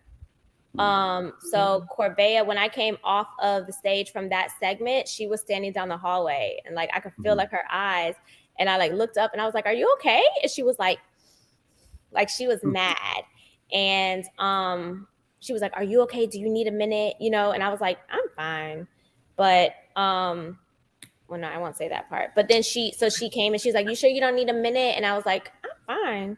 And we went into like the dressing room and talked, and she kind of said that, I thought you were going to go in a lot more with him. And I was like, I could have, but, and I kind of said the other things that I could have said, but, she was like, "I'm glad that you took the higher road. I just think that what you said might've been a little bit too sophisticated for the audience." And I was like, "Well, then this audience ain't my audience then." And that's that. So she was supportive then. But I will say that when I went back, like Demario at one point, like checked on me to see if I was okay. Blue came over, and I was literally like, "Why everybody keep asking me, am I okay? Like, did I miss something? Like, was something not okay on stage?" And they were just like, No, we just want to make sure you're good." So I was like, because sometimes it's like an out of body experience. So I was like, did I miss something? But those are the 3 people that stand out to me. Yeah, I think that might be it. And then after the episode, after the like, not trailer, what do you call it? Like the promo video or whatever. Yeah. When that came out, I was in court, and Cynthia reached out to me, and she was like, "Just checking on you," or something like that. And that was in the afternoon. And when I saw her text, I called her like 6:00 that afternoon and was like, "Hey, I just saw your text." And she was like, "Oh, I was just checking on you." And I was like, "Oh, thank you. That's so sweet." And I was like, "Wait a minute, why are you checking on me?" And that's how I found out about the whole entanglement reference. So yeah, so she reached out then. Yeah, we need more people like you in this world. And what? I say we need more people like you in this world. Why? Like, just very like straight up, like, I'm grown. It is what it is. This is what happened. I was asking that question because it was helping me kind of deduce who may have told. The other question I had was about like when you were on stage, kind of going in. Did we get to see everything that you said? No. She said that. Some of that out already. Yeah, she said it was a lot. She said some stuff that was said about the Tony situation, and they didn't show any of that. Wow. Yeah, I feel like they showed the bulk of it because I really didn't go into, like, that wasn't my response. My response was like, please, like, nobody will tell you that. And, then I was like, let's not lose sight of what, the real issue is. Like, you ain't coming for the right reasons. You not a good dad. You're not a da-da-da. And I was like, that's what we talking about right now. So I went in for however long, but honestly, I thought that it was going to be way more edited. And like I said, I'm here with one of my friends, and she was like, I don't think it was that bad. Like, they should have played the part where you were like, you didn't say, like, no one told you that. That was the most important part. Well, that's why they left it off, Sabrina. Like, okay, so for y'all that just came in, she said it on camera. I didn't tell producers. And they didn't even my exact words were, nobody didn't tell you that. Right. Like, so, that's huge, because they really got America thinking that you told. I don't. Wow. I don't know. I'm know not that you down don't, at but anyone that think that we would care. think that, because I can't watch the show without like what I know, to be factual. So I can't watch it the same way that other people can watch it. But it's like, bruh, you really believe that? Like, that I would go to produce, like, what would I be seeking? I guarantee you, and I can put this on everything I love, that if I was looking for clout or fame, I would have gone to a different show. This show still allows me to try a case and not have to get, 100 different jurors to find a jury that can't be impartial towards me. Like, it allows me to be able to still go to the grocery store. And you know what I'm saying? Like, I didn't go on this show for that. And I don't know. Like, to me, I can't fathom someone seeing that and being like, oh, she went to production and da da da. Like, but he said it, so he thought it. So I guess, I don't know. Whatever. What's your sign, Natasha? Oh, really? Oh, I'm a Scorpio. My birthday's 11/11. That's my daughter's is 11/1. Ooh. Yeah. I love 111. That's my favorite time to see on the clock. Yeah. It means you're going down in the right direction or whatever. So 11/1 is still 111. Right. That's right. Mm-hmm. Wow. Do you talk to anyone? Do you still keep in touch with any of them from the show? Here and there. I don't really hang out with, that many people. Like, I have close core friends that I've known for like a bunch of years. And honestly, lately, I've been super busy with work. Like, I have my own firm, so it's not like just a 9 to 5 or even a 9 to 9. Like, I have my own firm, so you trade. Anybody who's an entrepreneur, you trading your 9 to 5 for a 24 flipping 7, and that's where it's at.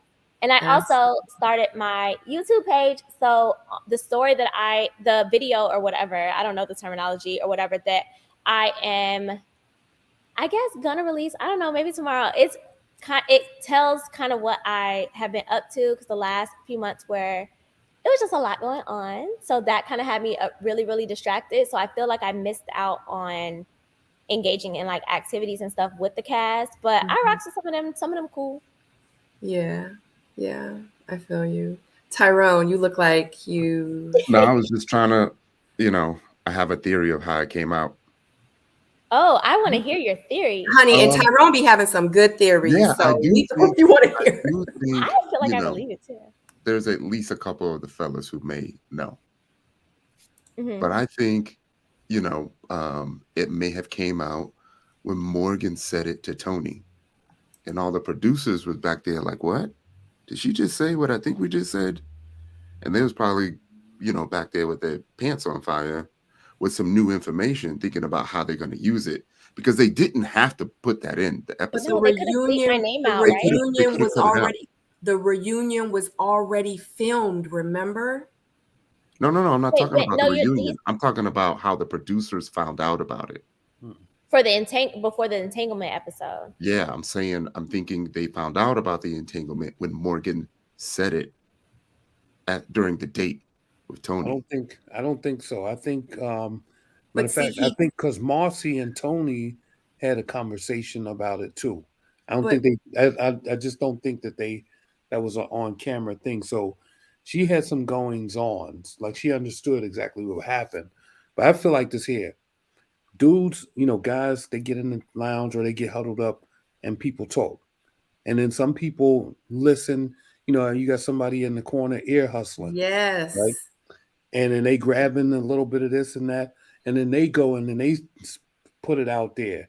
And then next thing you know, it just catches on fire. Exactly. And It's everybody knows what it is. All because one person, the person who should have kept their mouth shut, was which was Tony. right. The thing is if Morgan mentioned it to Tony and the producers heard, the reason Natasha's saying the reason Tony even mentioned it to Morgan is because he found out that she was going to find out, right? Understood. But this was also Understood, but- all around the same time of that intro shoot. And I'm telling you, my gut feeling was that he's going to have to say something, because how is he going to have me in the same place with anybody that he's forming a connection with? So when I heard it, I was like, oh, like he thought he was smarter than he was and tried to get in front of it and was like, I'm going to tell the truth or whatever. Exactly. I honestly can say that I don't know. Like, I haven't talked to one producer since the reunion. I have not had a conversation with Morgan. I have not had a conversation with anyone that could truly tell me, that doesn't have any skin in the game, like, no, this is what this person said to this person. Da, da, da, da, da. So it is just a theory. And like, child, I told y'all I'm mind a business that pays me, and this ain't paying me. Well, let me just say one thing to that as well. You guys know how it goes. If Morgan knew something about it or whatever, or the producers found out about it through the grapevine or however that happened, the producers probably went to Morgan and said, is this the case? Did this, and this happen? And she probably confirmed it. And they said, okay, well, we need to get that on tape because the viewers won't understand this. So we have to produce the scene, and then you can just bring it up, because it came out of nowhere. Mm-hmm. Yeah. No one even talked about Natasha, nothing, until that particular episode. There was no, nobody walked into it. It just came out of nowhere. Yeah, and you was right in the line. But you was in the line of life. They could have left the name out. She could have just said an entanglement with a some other girl, with a cast member. Yeah, Just left absolutely. it at that. Absolutely. And we would have still had the same amount of, I don't know. Like, I've had people being like, oh, you should be mad at Tommy. Oh, you should be mad at production. Oh, you should be more mad at Tony. Oh, you should be more mad at Morgan. And it's like, Tony should have never opened his mouth. I'm not mad like that. I'm disappointed. I feel like that's foolish. This is immature. Right. This is That's childish. y'all's personal business. You left, and it ain't even like, child. Like I said on the interview that I did after the entanglement episode with Kamisha Reviews, that I do not discuss my personal business. And the same way I was like, you got played because someone basically tricked you into telling your business or whatever because they said that they knew it or someone else was going to say it. Right. But I would be doing the same thing if now I walk through a door that has been opened. I don't discuss my personal business. So yes, I'm human and I want to be like, let me straighten this and tell you what happened on this. So I see people referencing timelines. I see people referencing specifics and things like that. And honest to God, if the whole thing wasn't true, I'm so passionate and firm on the platforms with which I stand that I still would have been like, well, whatever. Because if it was, then so what? So whatever anyone believes, then so what? Because it doesn't have anything to do with who I am. And someone can be like, oh, that's semantics. You're playing on words. No, I'm telling you, I don't care, and you shouldn't care either. So I don't know what anyone's intentions were with bringing this out, meaning Morgan, because it was forced. And then she kept on saying my name and kept on saying my name and kept on saying my name. So yeah, the old Natasha's still in there that wants to be like, girl, if you don't get my name out your mouth. But that old Natasha she down there. So the current Natasha goes to therapy, and I don't just say it on interviews to try to take fake accountability. I genuinely have been going to therapy for years, and one thing my therapist says is that doesn't belong to you, and just because someone does something wrong to you, if you do it back, it's still wrong. You don't get an excuse for it. So if someone opens the door and brings my personal business, allegedly, out, then I come out and be like, oh, well, that's not true. And actually this, and I want to add that, then I'm just as wrong. So I'm not going to do that. And that's their cross to bear. And that's period. Well, I just want to do a quick pivot. So at the reunion, when Blue was there and Kayla came out, what was the energy like in the room when that happened? I don't know. I think everyone was kind of like, what is going on? Like I saw the video and saw but I wasn't back there. So I saw how they were like, whoa. And I was like, was that from something else? Because I didn't, like on the stage, we were just kind of like, oh, okay, I remember her. And, Z was kind of like, what? But I didn't know what had happened at that point. So I was just kind of like, girl, fix your face. Like, what you doing? Because I was a little bit like, but I just, my face was, that's why I was like, if you see something, say something. You like it, I love it. Like, and that's true. So, but you could see like the energy was very different on the stage versus like backstage. So when I saw that, I was like, was that from a different part? But I guess it was that. But on the stage, we were just kind of like, oh, we didn't see this coming. Like, okay. Right. How many rooms did they have backstage? Just one. Oh, so we had dressing rooms, but they only had one green room in the back. Okay, so they had everyone all in one room. Mm-hmm. Wow. Wait, that wasn't the same for y'all? Nah. Oh. I think they needed to have everybody for us. Yeah, they had us. It's separate rooms. They had to because we would have gotten to a fight. Yeah, we would have. Yeah, no alcohol, nothing. Yeah, I think at one time they knew exactly what they were doing though, because they had me in the room with like 4 of them. And literally I was doing my makeup and I forgot who came in. They was like, you good? Because I was in there by myself with all of them. And I was loud and I was putting my makeup on. I was like, yeah, I'm good. I was like, ain't nobody in here gonna say nothing to me. And I was loud and they heard me. It was right there. And nobody said nothing to me. Wait, but those were dressing rooms, or that's where y'all were? They were the green screens where the camera, but we had other rooms. So they put me in the room, where we're backstage and they're filming us. Oh, yeah. They had me in one of the rooms with all the women that I had issues with. And it was like, why y'all gonna put just me in the room with all of them? Like, y'all know what y'all are doing. You know what I mean? Like, I thought it was the messiest thing ever. But yeah, child, that's surprising. I mean, that's cool. Y'all had one room. You know what I mean? But I think they wanted us to be messy. That's why they did it like that. I feel like they did it like that the first Miami season 2, but I can't remember how the reunion was the other ones. Oh yeah, you're right. They were always like separate rooms. I think Miami last season was the first time that I remember them doing it like that, which was tough because at some points I wanted to be like, but I, was just kind of like, oh, hi, because the cameras are right there. And I also wanted to just like lay down on the couch and I couldn't. I was so tired. So let me ask you this, Natasha. I'm sorry because I keep saying to myself, I'm gonna let her go. I'm gonna let her go. Yeah, I'm really about to run in a second though. I'm for real about to go. I believe you. And thank you so much for coming on. But Morgan did an apology to you on her Instagram. It was, a fairly long apology, and she didn't allow the comments. How did you feel about that apology that she gave to you on her Instagram page? Okay. Wow.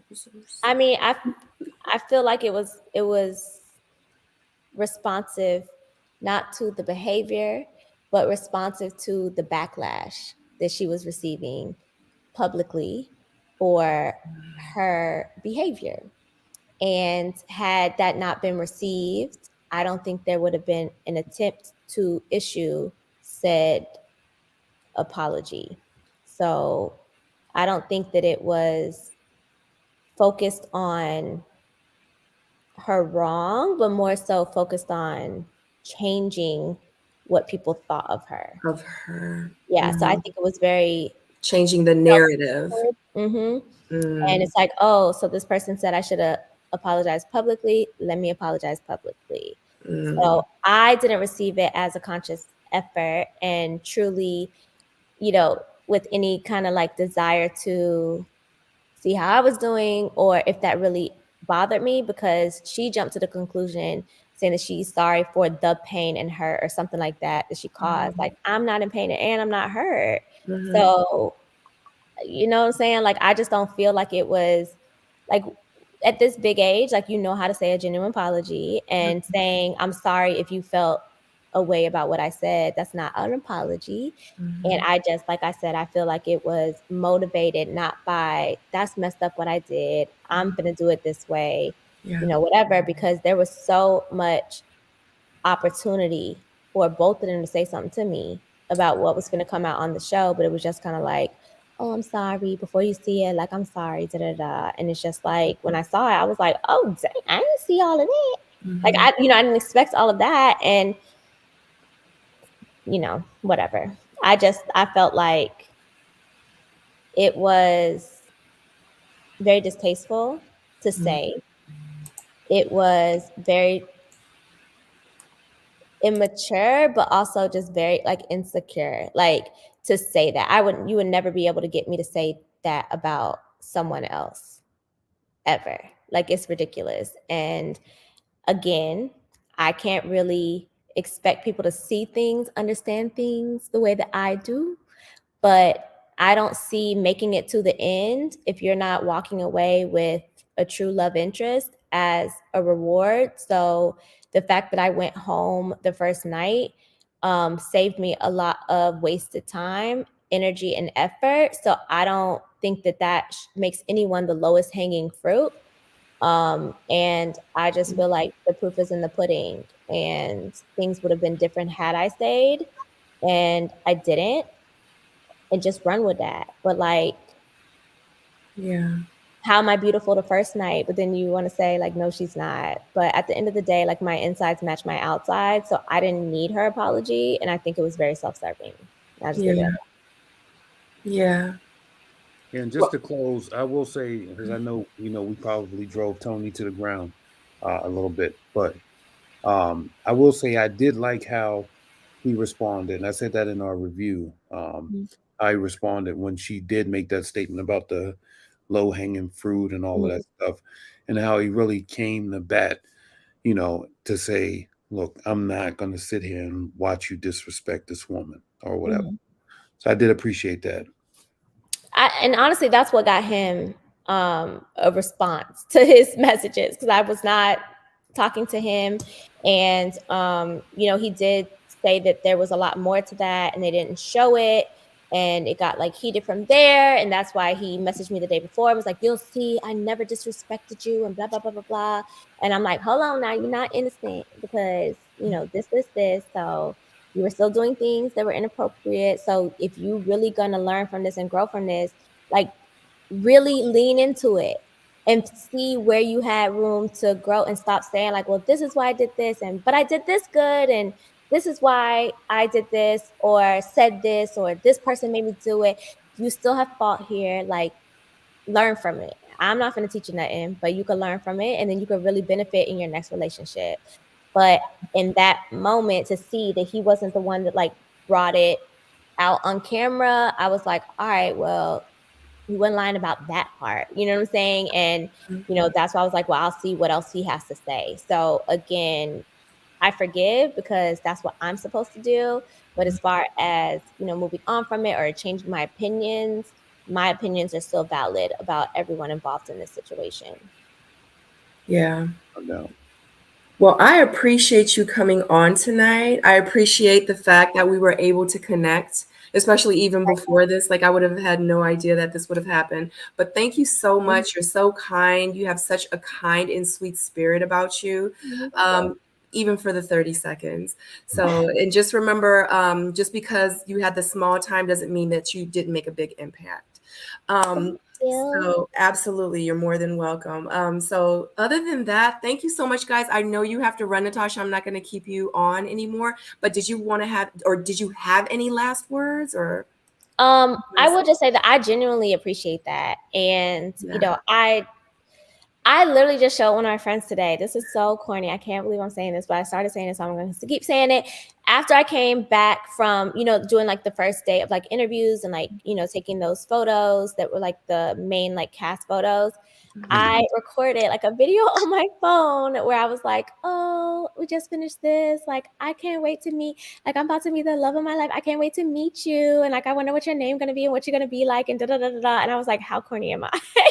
But I genuinely went in, thinking that this was it, like how I ended up being on the show and all of those things. Like, I thought this was going to be my love story, and I came off and it wasn't that. So at first it was like, dang, man, I missed my trip to St. Vincent because of this and, whatever. So it was a bummer. Then my name got brought up and it was like, I'm 10 miles away. Why am I catching stray bullets? Like, what's going on? Because I heard it was drama, But now, like, seeing the whole grand scheme of things and conversations that I've had, I accept my purpose and my role. And literally, if I can help even one person feel better about a situation that can be related to anything that came out about me, or if I could just encourage anyway, like, I'm happy to do that. And I am pretty tough, like, just in general. So I can go through it. And if I can help somebody who wouldn't get through it as easily, I'm all right to do that. I'm cool with that. And that literally is why I did a video about my like IVF process. Like, I froze my eggs a couple months ago and I watched it back today because I wanted to post it. And I was like, oh gosh, I don't know if I can do this. Like, what if people say mean things? But I was like, I have to, because the only reason I did it was because I feel like there's not a lot of information about it, especially like the real truth. And it was a difficult experience. So it was emotional. It was tough to do, but I did it. And I was like, I got to post it because even if one person is like, oh my God, I'm glad I know this, then it's worth it, So I'm going to post it, I guess, tomorrow because now I did this in the time that I was supposed to be doing that. But I would just encourage, like, if any of y'all know anyone that is thinking about freezing their eggs, going through the IVF process, or any of you, like, here are like the video, I promise will be up tomorrow. And if you have questions, like literally, if I can answer any of them, tell you about organizations that will assist with funding for it, like I'm so happy to do it because it shouldn't be as difficult as it was for me. And I'm just never going to ever regret anything that happens to me because it's all God's plan. So absolutely. All right. I'm going to inbox you because I would love to talk to you on the missing link about that. And we actually do a whole interview just discussing that because that's what the missing link is to empower, educate, and to inspire. So I would love for you to come on, but we'll talk about that. I know you have to go. Your Instagram, her Instagram, guys, is in the chat, but it's also down in the screen. Make sure you follow her on Instagram. And you said you have a YouTube channel as well, correct? Unapologetically Natasha. Okay, and you guys know, y'all saw her name in the chat, so make sure you go follow her on YouTube and subscribe to her channel. Other than that, I'm gonna let you go. I'm gonna remove you because I know you do have to go. We've had you on probably way longer than what you. I know, my friends are so patient. Like, they literally just been sitting here. Thank you, friends. She said you're welcome. Okay, all right. You have a great night. I'll talk to you later. Too. Thanks, guys. Thank you. I guess I accept your welcome to the family. Hey. Yes, girl. Yes. Bye. Thanks for having me. Thank you. All right, see. All right, guys. That was so amazing. Oh, some stuff like that makes me. I was chuckling early, and if y'all want to see something funny, you could do a Twitter search for Ty Wilson 21 in the word Scorpio. That's why I was chuckling, when I found out that she was a Scorpio. So Ty Wilson 21 in the word Scorpio in the search engine in Twitter. You know I will. Oh, yeah. Shoot. It's only 2 of them, but yeah. Okay, well, I'm gonna check it out because if you do that, if you search it, those 2 will be the only one that pop up if that's the case. Yeah. Anyway, all right, guys, I'm gonna let y'all go. I've been on here for 3 hours. I'm on like 3 hours of sleep, and I'm on like 14 hours of work. So I'm exhausted. I'm getting ready to get off. Shout out to you guys for hanging strong with us on a Friday for almost 3 hours. And you guys know we don't normally last this long. Thank you so much. Tonight was great. Thank you so much, Natasha. Shout out to you guys. Shout out to you guys in the chat for keeping it going. I love you so much. Without you guys, there is no me. Make sure you click that thumbs up on the way out. If you have not subscribed to my channel, definitely make sure you subscribe. Sign up for the membership program. We got some merch coming your way for free if you sign up before the end of April. Other than that, Ty, P.O., you guys want to say anything before we log off? See y'all on Tuesday. Yeah. I'll say one thing. Yes. Thank please. you, reunion people, for closing the door. And I'm looking forward to the next season. Me too. Y'all have a good night. Love you. Night, See you everybody. Tuesday.